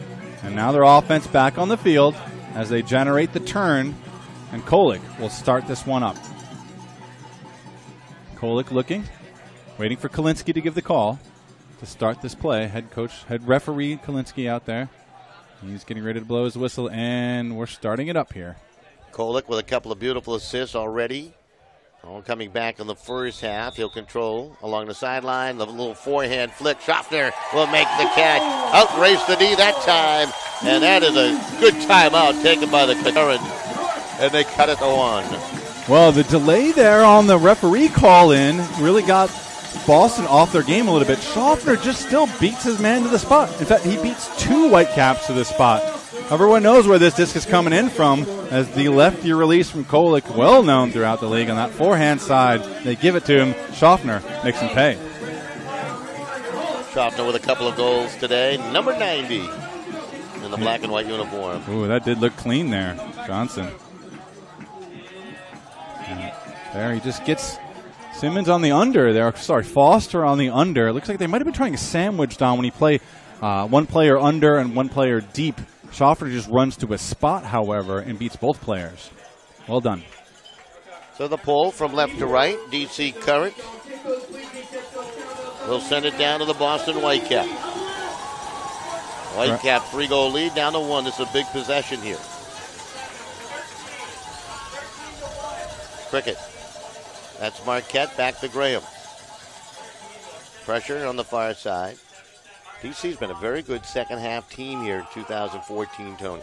That's right, and they were down to this very same Boston team in the second half and outscored them 6-3 in the fourth to win that game. Malachek. Counts getting up high on all these looks from the Whitecaps. That's the one thing they didn't want. They put a scooper over the top to Nixon. Pressure, right side, Clark. Takes a look into the end zone. He has the breaking. Malachek wide open. He doesn't give it to him. He dumps it off instead. That was an interesting decision as Jimmy Foster didn't see him down there. Yeah, wasn't looking to score. This man will, however. Count, though, getting up really high. It is. Wow. Marquette forced it back. But Graham has a safety valve back to Marquette. The defense is spectacular now, not giving Muffin the look. Oh. Sorry. Marquette. Yeah, Marquette tried to fit that over the top. It's intercepted by Marshall, and now the Current can tie. He'll advise. Wow, the defense really just stuffed everything. Yeah, now let's see if they can score. They had that one window when they didn't feed it down to Clark, who was open. Cranston along the sideline. Back in the middle now to Marshall. This D can score when they force turnovers. The crowd is just waiting to explode here. Moylan Cochin holding. Uh-oh. And he leaves that one up for grabs, and that's going to be a turnover. It might have been taken a bit by the wind. Kind of an ill-advised throw. Really no chance for Maloney. A nice run through there, closed by the Boston defender. And now they have a chance to score. This is Graham. Marquette. Marquette takes that backhand pass. The crowd still holding in their breath here on this one, as both teams look like punchers in the late rounds right now. A little wobbly. Yep, that's Graham now on the far side. He'll settle things down. Malachek near side. Plays it up to Clark. He'll make the catch for the score. Big one there for Boston on that layout D, and just missing was Marshall. Wow. Well, they got what they needed, was the Boston Whitecaps. What can you say about that point? Everyone felt that was a critical point there.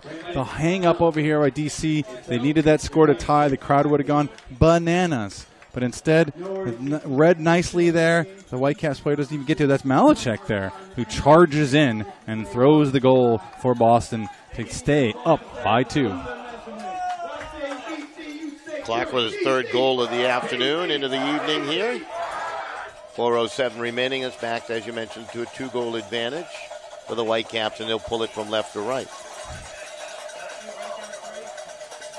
Nice crowd enjoying the action on a rather warm and humid night here in Washington, D.C. Yeah, I wonder if this humidity is certainly affecting the tired-looking legs of everyone. Now the Current looking over the top. There was Lloyd Blake. It comes up to Kolick. Kolick will flick a forehand hook, and the chase is on. It's going to be caught on the run. Done beautifully by Mr. Keegan. I'll tell you what, that's Pryle on the receiving end. And he gets a pat on the back from his old teammate, Jack Hatchett there.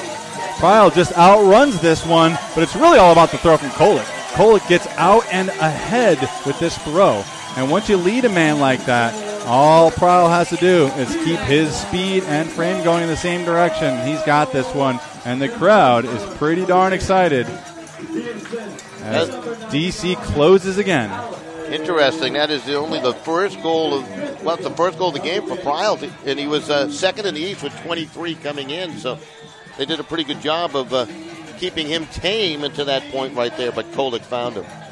Well, Hatchett there. We talked earlier. We thought that other players would be guarding Pryle. That's what Rosenthal told us. But it looks like the matchup of Hatchett has been working, except for that time. This one goes to Pryle. So Pryle on the receiving end makes a great catch and a beautiful throw.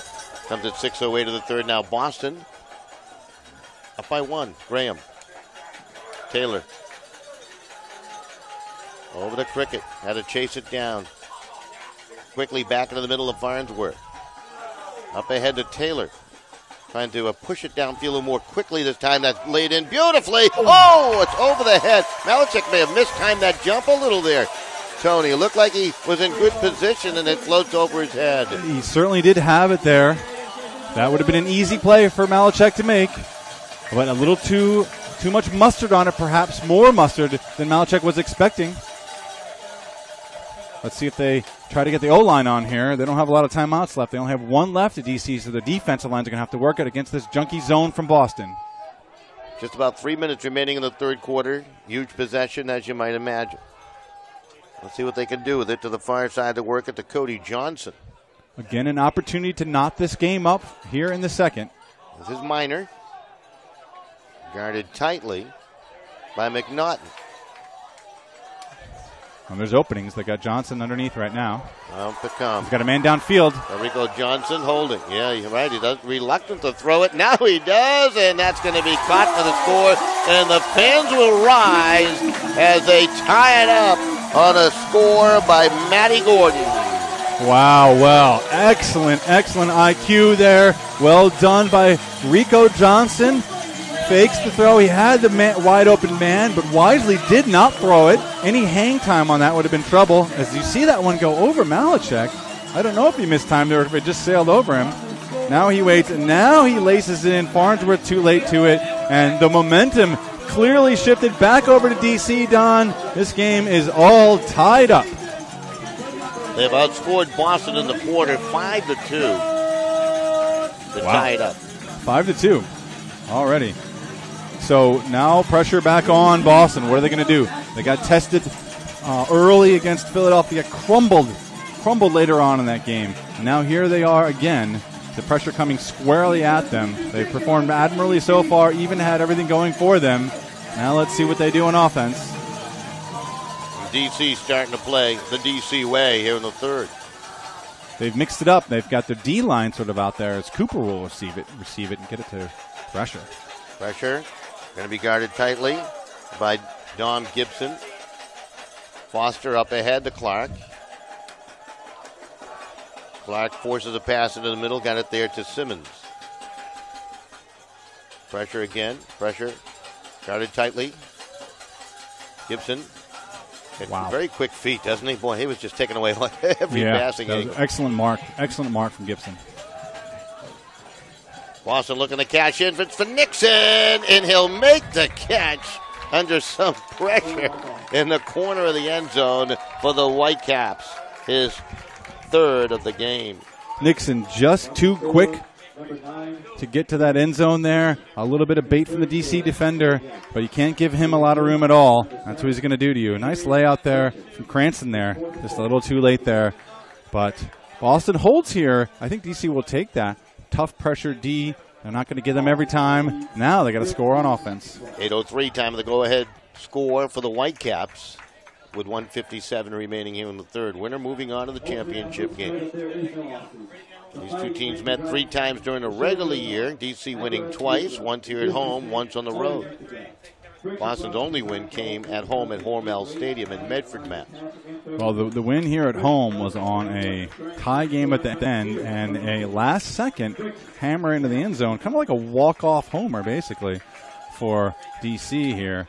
And if they get that again, they'll be pretty happy about that. I think they'll take that. All right, DC. Ong to the near side to control it. Kolick, Ong. They play a quick game of catch. No one's even guarding Ong here, as Boston tried to stop the speeding Kolick. Wodash. Back it comes to Blake. Kolick, he's all over the field. That is how did he get over there? It's amazing. I mean, he was running down the near side here. Yeah, and then all of a sudden he's on the far side. Back in the handle position. Kolick again. Ong. The crowd's silent here. Big possession. Yeah. 1:19 remaining in the third quarter. That's played up ahead. Was lasered into the far side. Taken by Peter Pryl. They'll lay it up. Kolick had the leap to make the catch. Throws it down low. That's a great catch for the score. Boy, they needed that, and they got it. Mr. Schaffner with a dandy of a catch. Well, those two seem to know each other pretty well. Schaffner had no trouble digging that out from the turf there. As the throw and go from Kolick again just there. Watch this quick release there. Barely has the disc, and it's already just shot right to Schaffner. He just knows where that's coming in from. Nice job by DC there. Now, this is the offense we've been seeing all season from these guys. Confident, they're making plays. Kolick all over the field. Pryl, Schaffner, everyone involved. 1:06 remaining in the third. We're knotted up at 13. Got a great fourth quarter coming your way. 6 assists for Kolick here today. 6 assists. Wow. That's pretty good. They only have 13 points, so it's almost half of the points. Would you say the offense is running through Mr. Kolick today?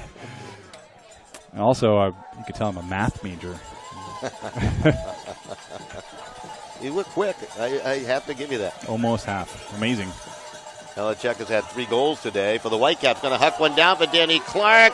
Enrico Johnson trying to play catch-up. That's going to be knocked away. How about the hump by Enrico Johnson? That was incredible. In return, Farnsworth will slap a pass away that was intended for Gordon, and it's a Marquette to control. 42 seconds on the quarter, and he'll throw it to the pylon and out of play. There was no chance for Malachek to get to that, or was that Graham? That was Graham. Well, everyone hold your breath. Series of big plays now. They've got to get this disc. 31 seconds left. They're burning time off. No, they'll stop the clock there. 36. Huge. Johnson climbs the ladder. And then Farnsworth gets it back. But amazing play by Johnson. And DC now with the chance on the D-line. Good look at Danny Cantor trying to start to play for the Current. Will hammer one cross field, and that's going to be knocked down by Farnsworth. Interesting. Well, nice zone defense from Boston. Gets the turnover. This will be Marquette with 28 ticks on the clock. He'll pick it up. Boston looking to regain a lead here. And it's over to Farnsworth. He's ruled in for the score as he cut back towards the pylon. How do you defend that? You can't. Farnsworth all over the place on this point. Gets 2 Ds in 1 point and the score. So that's bookends +1. Farnsworth's pretty excited about it there. But really, crafty D there as the Boston, after they make the turn, immediately goes into the zone. Watch Johnson climb the ladder here. He's got to hang up. He knows Clark's on them, so he's got to go up fast. Wow, just swats it away at the end there. 21 seconds remaining. A little bit of a trend in the game here today. Boston scored the last goal of the first quarter, last goal of the second quarter, and potentially the last goal here of the third quarter. And they have a lead by 1, so they're getting things done late in the quarter here in this Eastern Conference Championship game. Well, all that matters for DC is who scores the goal in the last quarter, the last goal of the last quarter. That's what they're hoping for, but they still have a chance here, obviously, with 20 seconds. So what may be a play call here? Let's see what they've dialed up. One thing we'll notice is Alan Kolick not on the field. So Schaffner, Blake here to receive. What will they do with it? That's Keegan struggling to regain his balance. And he got bumped. He'll get a free 10. 15 seconds left. Oh, they're not running the clock. The clock will go back now. Yeah, it's going to be Huck downfield.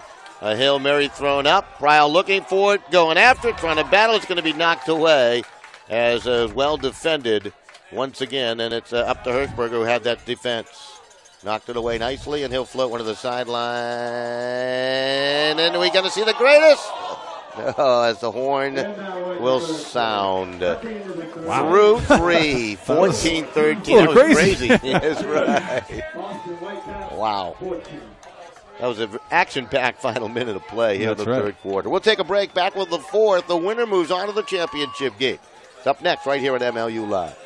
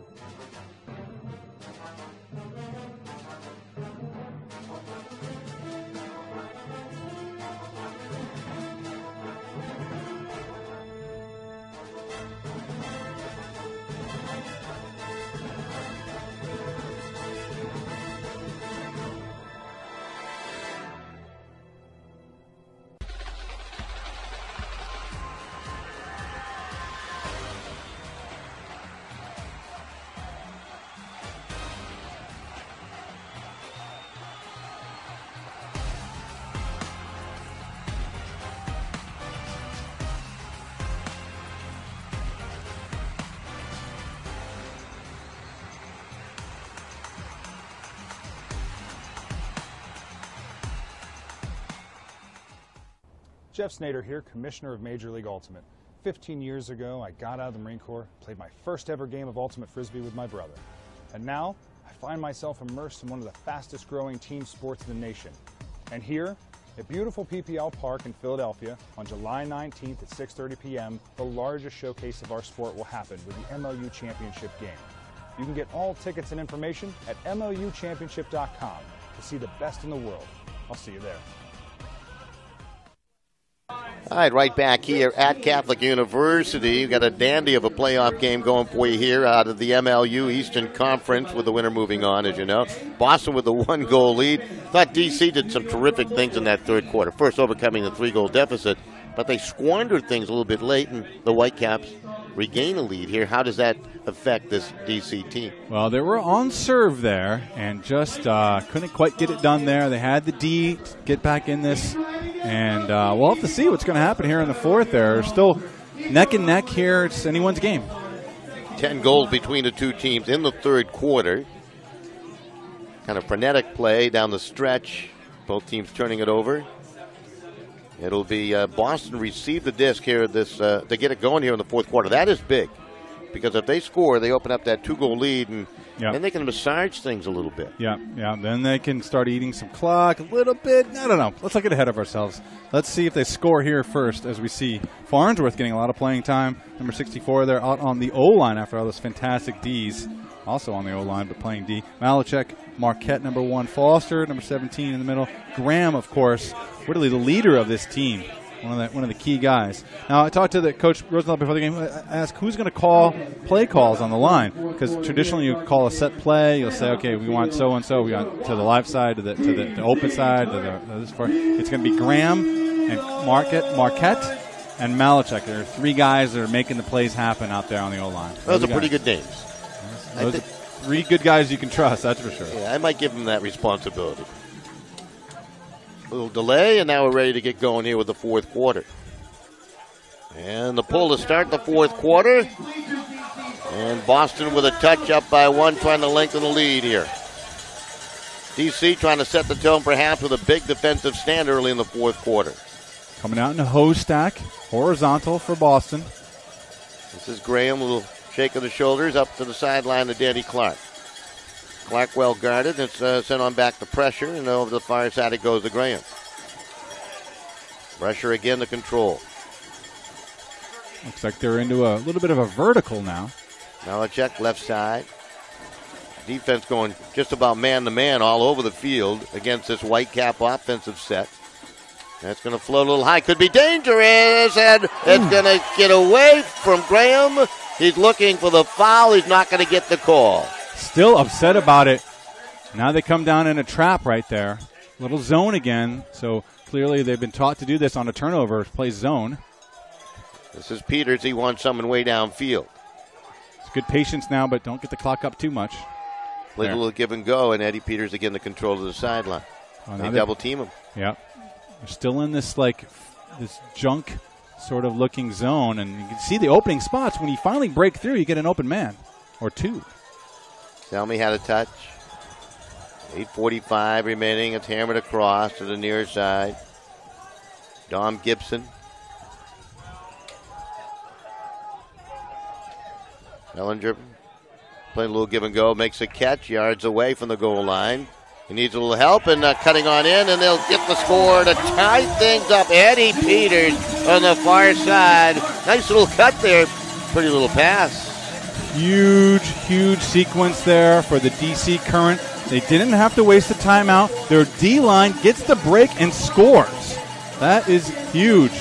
They're still down a break, but what a confidence builder to start the quarter. D-line's percentage of scoring after creating turnovers has been magnificent all year. That's Cranston there. Graham looking for the call. Doesn't get it after. He can't get the first one. Malachek can't get there on Peters. And this game knotted up again, and momentum swings over to Washington. So Boston will have the touch here to try to get the lead back. Well, it looks like Boston's some D-line players trying to switch over there. Teddy Brower-Jarris, Alex Cooper out there, Taylor and Nixon, kind of a crooked line. See what they can do. Nixon's had a big game here today. You might look for him downfield. Has all kinds of speed. I don't know if there's a speedster out there for DC that can actually go with Pryle. Nixon step to step. Yeah, Pryle can, but he's on O. Gibson can actually too. Collected by Taylor, giving that O-line little height. McNaughton looking for the call. Doesn't get it. Now he gets it after he falls to the turf. Yeah, a little bit of a delay there. Up ahead, look out, it's going to be tipped. Oh, nearly caught on the far side by Cooper. So the D will knock it away again, and now the Current looking for a lead. Taylor can't get to it. It's going to be caught by the reaching Minor. Played on in, and off with the emphatic spike after the kick, the score, and the Current have the lead back by one. Holy Moses. This place just went bananas. You can hear the cowbells. What a turn of events there. The McNaughton pass falls a little short. This is going to be a timeout call here by Boston now as they look to regroup. Interesting tip up in the air there. Almost got in the air to Cooper. Taylor can't come with it. Minor reads it perfectly, feeds it up to Chip Cobb. Chip Cobb comes down with it in the spike, and this team is feeling it right now. Now that was Gordon had the tip that actually started that play back the other way. And that D-line doing the job for DC here in the fourth quarter, Tony. They've been doing it all year long. Why not right now? Yeah, better time. Why not bring it now? The momentum was in Boston's favor, but as the fourth has progressed, it's been nothing but DC. 7:56 remaining in the fourth. Stay right here. We'll be right back.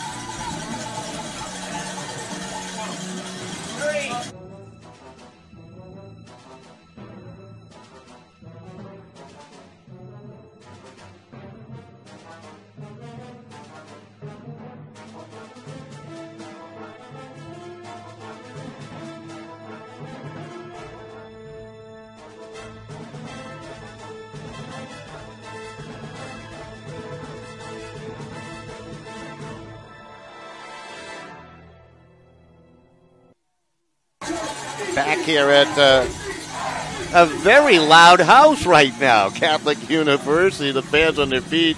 The cowbells are ringing, the Tony's dancing, and we got ourselves a fourth quarter here. The dojo is rocking. That's what they call it here at Catholic University. The home crowd for DC, Current, courtesy of player Ben Fleming, hurt. But his James Madison team back in the day wants to call this the dojo, and the dojo is feeling it. I like that. What does dojo mean? I probably will never know. Japanese for like your home place or like your place where you go to regroup. I figured if the I fighters. asked, I'd find out. Thank you, Tony. I hope I'm right. Oh, I'll look it up after the game. big possession here for the Whitecaps. They have stumbled now a couple of times here in this quarter. DC has scored twice to take a lead. And they're going to huck it for Clark down the sideline. Danny going up for it, and the defense comes over. There he is. Dom Gibson can make up ground, bats it away. Wow, Gibson tracks this one down. Again, the crowd going bananas, but nice play there from Gibson. Looked like it was been a nice one for Clark. A little bit tight on the sideline there. Gibson able to get to it. Eddie Peters. So this D-line, if they cash in again, it'll be their third goal of the quarter. Oh, he's got his man if he wants it. Nope. Gibson, short pass instead to Johnson. Yeah, they started on D. Yep. They have done a terrific job. Playing with some confidence. That's Cantor to the far side. They got open people everywhere. Uh-oh. And there's some defense displayed by the Whitecaps on the far side. Got an injured player down there, yeah, too. That's Foster. Yeah. Jim Foster baited that, read that nicely. Looked like he was on Peters there. Pays the price a little bit as he goes down after the D. That was the same play that they connected with Peters on a shorter pass, albeit. But yeah, they didn't need that one there. They were working it nicely. They had Boss on their heels. Watch Gibson go up here with the bigger Danny Clark and just beast that out of the air as he skies for it. That's some hard play. Great layout. Pretty sweet D right there. Got it with the Absolutely. left hand. Just came crushing over the top of Peters there. And that's putting your body on the line in the fourth. Jimmy Foster making his way over to the sideline now. And he landed right there on that rib cage. Yeah. Yeah, I hope it just knocked his breath out a little bit. They're going to want him back. This is a tough player here. He's from Needham. Another guy with some national championship experience in college. Wisco grad, I believe. Looks like he had the from Needham, Mass, too. With the wind knocked out of him, I got a feeling. Well, Boston with a chance to regroup and hold on offense here. Each team with one timeout remaining, 6:44 in the fourth. 1 point lead for DC, the current on top by a goal at 15-14. Whitecaps need to go the length of the field. Malachuk, one of the outstanding players in the MLU, will drop it off. They have to dump it back. Wow, the defense is spectacular right now. They are hustling, paying the price. Malachuk's going to huck one up for Clark. He's on the run. Gibson trying to make up ground. Clark that time got too far ahead, makes the catch. Looking for some help. Back to Farnsworth. Nice edge in throw from Malachuk. Played out to the near side. Prickett, Marquette. Whoa. Oh, boy. That got a little lazy. It's going to be batted away. Oh, wow. Marshall anticipated it nicely and just took it away. It was thrown into traffic. Now it's downfield for Gibson. And, boy, he tracks it down. Check that. That's Delrico Johnson, 4. He runs just like Gibson. Those two guys are bookends. A little stumble here near side by Marshall. Big point here for DC. Another D-line break. Whoa, Crafty. Yeah, score. Great little fake. And on the receiving end, there he is, Mr. Wow. Gibson, 42. Oh, my goodness. They are exhausted. Both teams put everything into that point, but DC is the team that comes away with the goal in a 2-goal lead, a 4-goal run. Is that right? A 4-goal or 3-goal run all on D to start the fourth quarter. Unbelievable. Well, they say defense wins championships, and this defense right now trying to win an Eastern Conference championship. It all began with that guy, Gibson. Wow, and then you're right, the mistimed down low as Marshall comes across on the throw from Marquette, not on target there. And you can see the exhaustion on Gibson as he gets that easy throw there. Nice crafty release from Peters. And this game is tilting all the way towards DC now. Boston's going to have to try to find a spark with 5 minutes left. Boston had a 3-goal advantage at the half at 13-10. We thought it might be enough to manage the rest of the game in the third quarter, but DC roared back, cut it to a 1-goal game, and now the defense has taken over here in the fourth. Whitecaps need a score here. I'm surprised that DC's D-line isn't super tired. I mean, these guys have been out there a lot, but they're still out there. Taylor played it off to the far side right. McNaughton, look at that double team swarming all around him. Yeah. And they circle another Hawk in the vicinity. I mean, they're just trying to find some prey. This defense is ready to go. That's lofted. A little bit of a mistake that time defensively. And the Whitecaps with a much-needed goal. And they cut it down to a one-goal game. So good work there by McNaughton to get open on a nice cut. Well, Boston finally solves the puzzle here.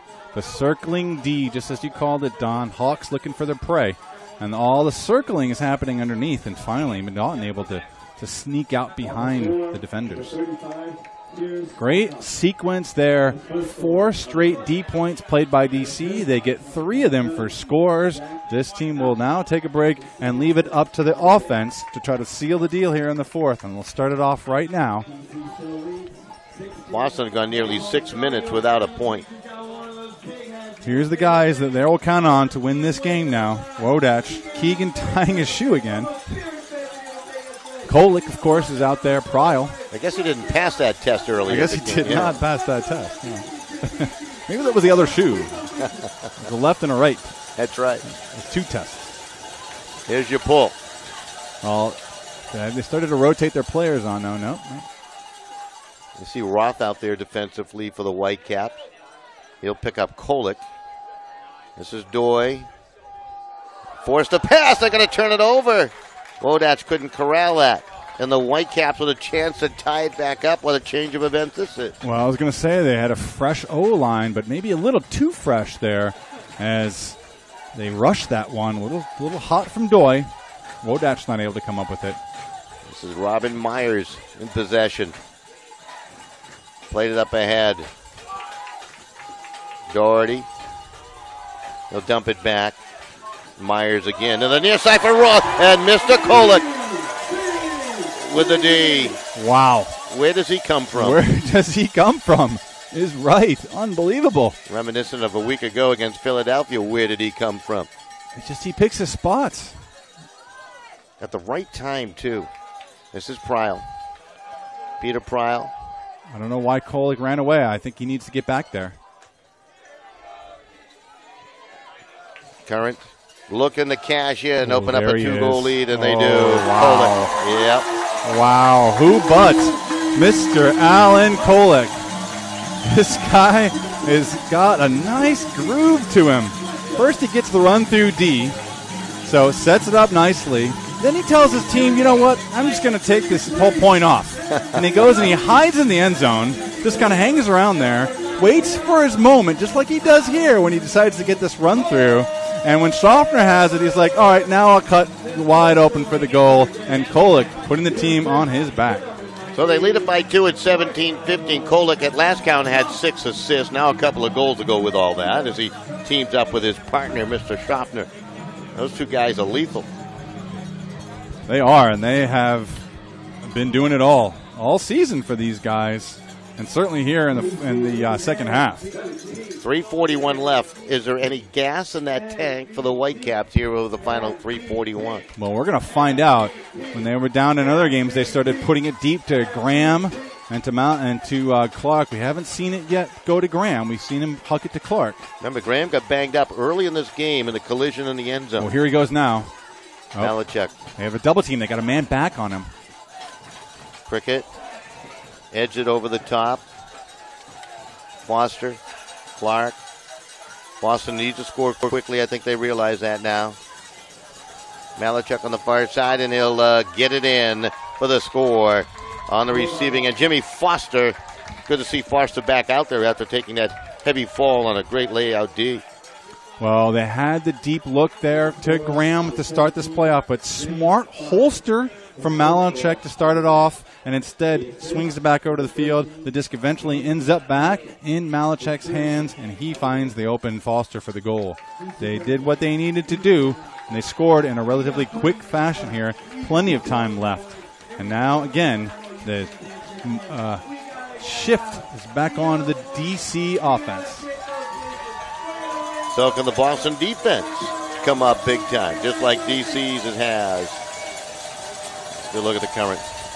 So Wodach, Blake, Grabowski in there, replacing Kolick, who will take a breather. It was interesting. DC went with a short pull. Last time they had to pull one downfield, and Boston cashed in. Now DC's got to work a little harder from their half of the field. Ong. They're still doing a great job creating space, and that's what's been so successful for this team. Look at that 25-yard gainer right there. Pryle. Keegan. Doherty on his guard. To the far side, Schaffner. Schaffner points downfield and off to Keegan. Pryor wanted the back shoulder huck, but Schaffner didn't send it. There's a little traffic in the area. Long to the near side. Myers doesn't give him much space. Taking valuable time off the scoreboard clock. DC current short game. Pryle edged it out far side. Boy, that just dipped into the hands of Wodat. Oh, and then Pryle making the cut. Oh! And they're going to turn it over. Ong can't hold on. Comes in a little crazy. Yeah, it did. It looked like it had a little rough edge to it. Fireworks in the background. Whoa. Where'd that come from? Did we dial that up somehow? Save that. Up ahead. Boston can tie. 1:56 left. Huge possession for their D as they were able to hold this as Stevens. DC looks out of sorts here. Simmons to control it. Nothing going on down the middle. Back to Stevens, and he'll huck it and edge it. It's going to be batted away. What a defensive effort by Sean Keegan. Wow. Could that have been a season-saving D? We're going to find out. A lot of time is being eaten off the clock here. But this team, which is the O team that started, can score this point. That will be a really tough one for Boston to overcome. What a bit of D by Keegan. DC will call a timeout with 1:23 left. They lead by a goal. We'll take a break from Catholic University here in Washington, D.C. You're watching the Eastern Conference Championship game right here on MLU Live. Jeff Snyder here, Commissioner of Major League Ultimate. 15 years ago, I got out of the Marine Corps, played my first ever game of Ultimate Frisbee with my brother. And now, I find myself immersed in one of the fastest growing team sports in the nation. And here, at beautiful PPL Park in Philadelphia, on July 19th at 6:30 p.m., the largest showcase of our sport will happen with the MLU Championship game. You can get all tickets and information at MLUchampionship.com to see the best in the world. I'll see you there. Right back here at Catholic University, Don Boy, Tony Leonardo enjoying all the action here. Have a great post-game show, including all the celebration for you as the winner moves on to the championship game on July 19th. And the underdogs in a bit of trouble right now. Funny to call them underdogs, Boston, the defending champions, but underdogs coming into this match against the 9-1 Current. They took the early lead in the first half. Current have climbed back on top. Some huge defensive possessions here in the fourth. They lead by one now. Their offense is on the field, and Mr. Kolick will walk and pick up the disc. Mr. Kolick having a spectacular game here today, along with the DC D-line, who really set the tone here in the fourth quarter of play. The crowd chanting, "I believe we will win," right, which is the USA Soccer chant, if I'm correct. I love that's a good chant. Ong had to chase it down and reach down to Calvin to get that. 1:13 remaining. Boston needs a disc, and they're going to get it on cue. Knocked away by Simmons. And the Whitecaps can tie. He was just in the right place at the right time right there. Put the hand up. And did Boston score? No indication yet. They celebrate it. Jeff Graham does. He's going to try to trot it on back, and I guess he has it. They call it timeout. Well, just like that. They have tied it. Snatched away. Simmons just turns his back. It looks like he's nowhere near, not even looking at the disc. A blind throw from Pryle as the face-guarded man. He turns quickly, makes the D, and like that, the crowd is silented, and this game is tied up. He had an eye on that the whole time. Yeah, he really did. 9:03, time of the tally. 57 seconds remaining here. Wow. I didn't see the official put the hands up with the indication of goal. I didn't know if he had made it in, did Graham? Yeah, there was three officials. One official did call it a goal a little later. Two of the other ones were looking around, trying to figure out. They didn't have the right angle to see where Graham's feet were. There's that chant. Yeah. But the crowd may believe it, but it's up to the guys on the field right now that you're seeing that will find out if it is true. Cranston, number 5. Pryle, number 8. Wodach, 45. Keegan, number 2. Doy in there. Schaffner and Mr. Kolick. Those are some tough customers to try to shoot down if you're a Whitecap fan, but they just did it a moment ago. Why not again? Well, I don't know if this delay is going to help them or hurt them. It's giving them a little chance to talk right now as the referees are gathering at midfield to talk about this. Yeah, I'm not sure exactly what they're discussing. Maybe the amount of time on the clock. Okay, they've settled that. Now they're going to get back to their positions. They just want a little FaceTime, that's all. That's right. They called up to the booth. Camera 1, please, on the referees. So, Hirschberger on the pull here. Does he go deep with it, Tony? Yes. Why not? Give as much space. Hatchett's the man to work for underneath. Robin Myers has been key all game here. Simmons with the last D there. This is a tough line they're putting out there. Nice pull there. They did send it deep. This is Kolick. Myers will guard him there up to Schaffner. Guarded tightly. Wobbled it along to Kolick on the far side. Oh, boy. Little slip there by Schaffner as Kolick was ready to throw it to him. Now they're going to huck it down the middle of the field, and it hangs up.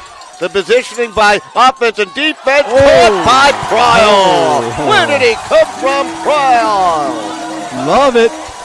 Schaffner doesn't put it the first time, puts it the second time. Pryle holds his ground as 2 crashing defenders from Boston come over the top, sticks the disc at the high point.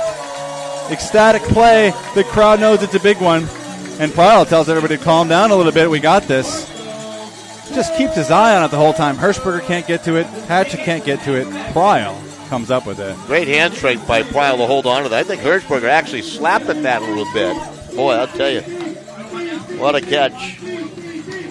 That hurts the Whitecaps. That's a former Whitecap player making that play. I will say this, though. They did not take a lot of time off the clock. This is a fantastic play. I like what they did. It builds the confidence. But there's 30 seconds now. Boston gets the score. It goes into overtime. They don't mind that so much to get this game into overtime. A big away opportunity for the Whitecaps. All right, the Current will send it downfield till they go deep with it. And they will. Boston with 31 seconds to work with. Down by 1 at 18-17. It's been quite an affair here today.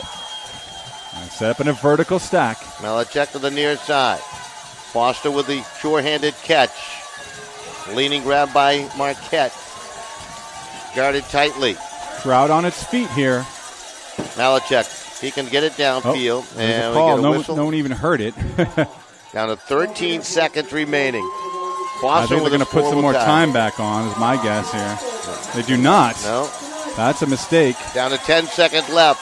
Boston's got a long way to go. And they're holding on down to 5 seconds. Up ahead it comes Foster, and we get a whistle. And a timeout, Boston with 2 seconds left. Interesting. Coach Rosenthal running all over the field to get the referees. He was in front of the DC bench there. They're going to have to review how much time is left on the clock here. They're saying 5 seconds right now. Should be even a little bit more than that. Unfortunately, they won't get the opportunity here as Foster, dejected, holds the disc. A little discombobulated was Boston on that point so far. Yep. We're going to break, and we'll come right back at you. Jeff Snyder here, Commissioner of Major League Ultimate. 15 years ago, I got out of the Marine Corps, played my first ever game of Ultimate Frisbee with my brother. And now, I find myself immersed in one of the fastest growing team sports in the nation.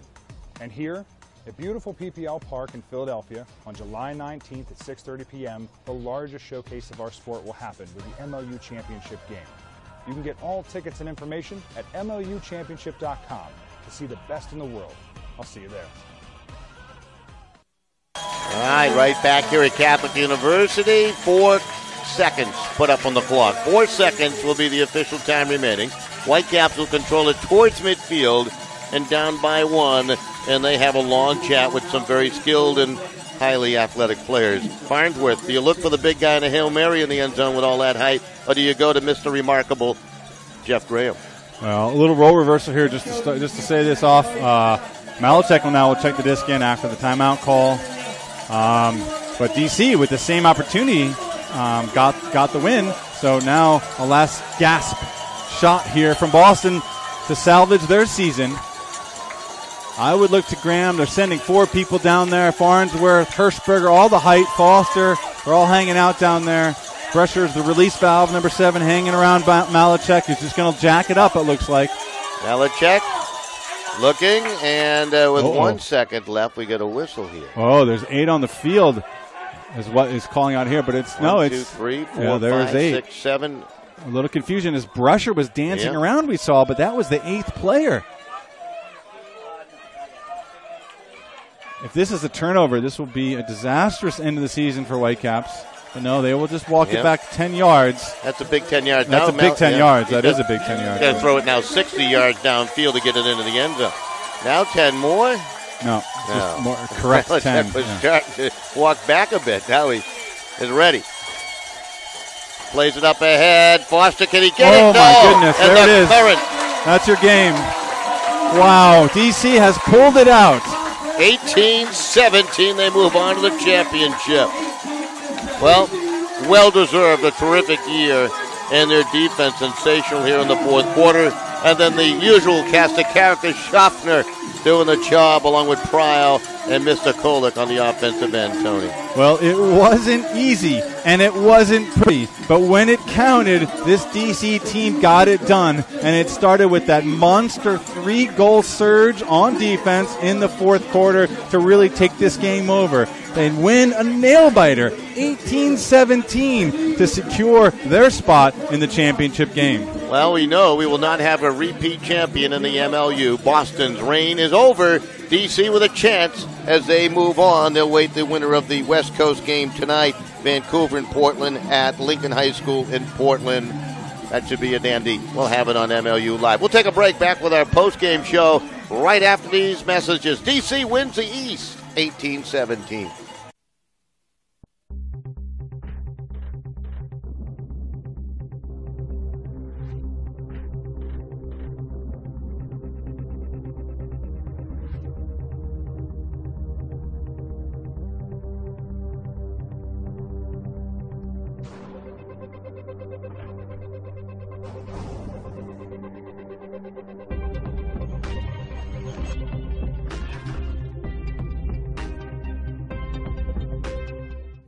Jeff Snyder here, Commissioner of Major League Ultimate. 15 years ago, I got out of the Marine Corps, played my first ever game of Ultimate Frisbee with my brother. And now, I find myself immersed in one of the fastest growing team sports in the nation. And here, at beautiful PPL Park in Philadelphia, on July 19th at 6:30 p.m., the largest showcase of our sport will happen with the MLU Championship game. You can get all tickets and information at MLUchampionship.com to see the best in the world. I'll see you there.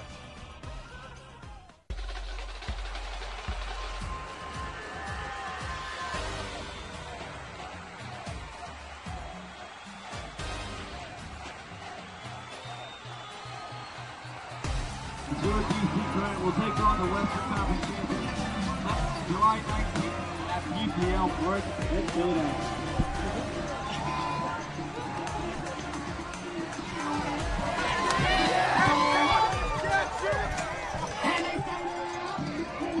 All right, right back here at Catholic University. Alan Kolick down below. Certainly an MVP-like game here today, Alan, for really your defensive line, your O-line there, certainly coming up big as you worked marvelously with all your buddies. And there you go, you got a big smile on your face. That championship, you have it here in the East. There's one more game to go for the MLU championship now. Congratulations. Thank you. Thank you very much. It feels great. You know, talk about this game, the swings and momentum. They were dramatic, really, on both sides throughout. Yeah, I think that we came out a little hesitant, a little intimidated. We are not used to being the favorite against a team like Boston, and we were a little bit uncomfortable with that at first, I think. But we settled in the second half. Our defense, as has been all season, has been amazing. How do you do it? I mean, you're all over the field. You did it against Philadelphia late with an interceptor that break the hearts of the Spinners, thinking they were at least going to tie, maybe go on to victory. And some crucial plays defensively by you on a run-through that really set the tone and helped things out here in the fourth quarter. How do you find your way around the field like that? I don't know. I mean, I think I was just in the right place at the right time. Can't really explain it any other way. You know, going back, it was interesting. You were a little bit intimidated by this Boston team. At what point in the game did that stop and you folks realized we need to play our own game? I think when we went in there for halftime, we settled down, we took a couple of deep breaths, we came out and we were a lot more fired up. We wanted to win. We were down, we were hungry, and we came back. So you didn't feel, Alan, Stoney, what did Coach Moldenhauer or Smolinski tell you guys at halftime, or how was it that you found the fire with them? I mean, there were a couple of strategic adjustments, so we brought it in and talked about those first. And then we just talked about doing what we've been doing all season, and it just came down to that. And I think maybe we got a little bit more comfortable after we were down. We had to come back, we had to be hungry, instead of trying to protect something. Talk about your week in practice, your preparation, and how that went. Because last week you really switched things up a little bit, and I was one of those guys that was under the impression, you know, sometimes you break away from your routine. Can you get it back? So what took place as you got your routine back in order for today's game? Yeah, I mean, just like you said, the practice last week, practice on Tuesday was just kind of like practice all season. We talked about a couple of things, a couple of specific things with Boston that we wanted to do, and tried to get back to exactly what the game was that we were playing all season. Last question, Alan. What can we expect to see from you guys for the championship? I think you should expect us to win. That's well said. And that's easy, right, Alan? I'll tell you what. You know, looking ahead to next week, and the final question for me, too, here, as you prepare for this, nothing different, obviously, but you're taking on an opponent you don't know much about. They come from the West Coast. How does that play into this scenario, do you think? Personally, I'm excited about it. I'm kind of getting tired of playing the same teams every couple of weeks, so it should be fun. It should be interesting. A lot of new matchups. I'm sure that we'll go back and look at some game tape and try and get new matchups. But other than that, we'll do the same thing that we've been doing all season. Alan, thanks for joining us. Now the pride of the East, the whole East Coast will be rooting for you guys now. How do you like that? I love it. Alan Kohler joining us up for MVP honors right here in the MLU, and a great game here today. We'll take a break. We'll be back. We'll wrap things up from Catholic University after this. Jeff Snyder here, Commissioner of Major League Ultimate. 15 years ago, I got out of the Marine Corps, played my first ever game of Ultimate Frisbee with my brother. And now, I find myself immersed in one of the fastest growing team sports in the nation. And here, at beautiful PPL Park in Philadelphia, on July 19th at 6:30 p.m., the largest showcase of our sport will happen with the MLU Championship game. You can get all tickets and information at MLUchampionship.com to see the best in the world. I'll see you there. All right back here at Catholic University. Don Boyle, Tony Leonardo alongside. He's got the bell, and he's ringing it for D.C. They rang it right in the fourth quarter, didn't they? Nice job. Wow. They did it. They did. They brought it in the fourth quarter. They squeaked this one out at the end, and they earned this victory. There's no other way to put it. We're looking at some highlights here now as this little combo here, Schaffner and Kolick. Schaffner puts this one to Keegan. Goes up and gets it. Really just a lot of plays here in this game, actually, Don. The sloppy first quarter, the sloppy second quarter led to some cool Ds, some amazing plays. And then, as the intensity got ratcheted up, all the plays in the third and fourth were big. This Rico Johnson D is particularly spectacular as he hung up in the air there. Minor reads that one. You mentioned 50-50 disc being a big point in this game. That's really what it came down to, the 50-50 stuff. Well, we saw the one that Doy tracked down. That was a big 50-50 one. Yeah, I think that became a factor. And all season, Coach Moldenhauer said that his team wasn't getting those 50-50s last year. They're more like 40-60 to the other guys. There's Keegan making a sweet play. That could have been the game saver right there. Yeah, I think it was. That just tore at the heart of the Whitecaps. As you mentioned, a lot of highlights. Love this one. This is the one where Pryle just holds his ground there. Bodies off Hatchet. Not easy to do. And the slap from Hirschberger is a little too late there. Pryle sticks it. Yeah, so the Whitecaps, they'll have a trophy from last season to take a look at. Of course, you can't take that one away. And a really difficult loss here, 18-17 to the D.C. Current. They will represent the East in the upcoming MOU Championship game, which will take place at PPL Park on July 19th, 6:30 first poll. Of course, they play the winner of Vancouver and Portland as they face off tonight, 7 o'clock West Coast time, Tony. So great run through the regular part in the playoff game, and I'll see you in Philadelphia, right? Whole lot of fun, Don. It's been great. The whole crew up here, Greg, apparently the cars broke down on the way down here and everything. Some ridiculous stuff here. But everyone made it, and we got the broadcast on time. Thanks for tuning in. Thanks for watching. And really, thanks to all the players out here for making a fantastic game here and really bringing it in the second half. They really did. So your final one more time. D.C. Current 18, Boston Whitecaps 17. Goodbye from Catholic University in Washington, D.C.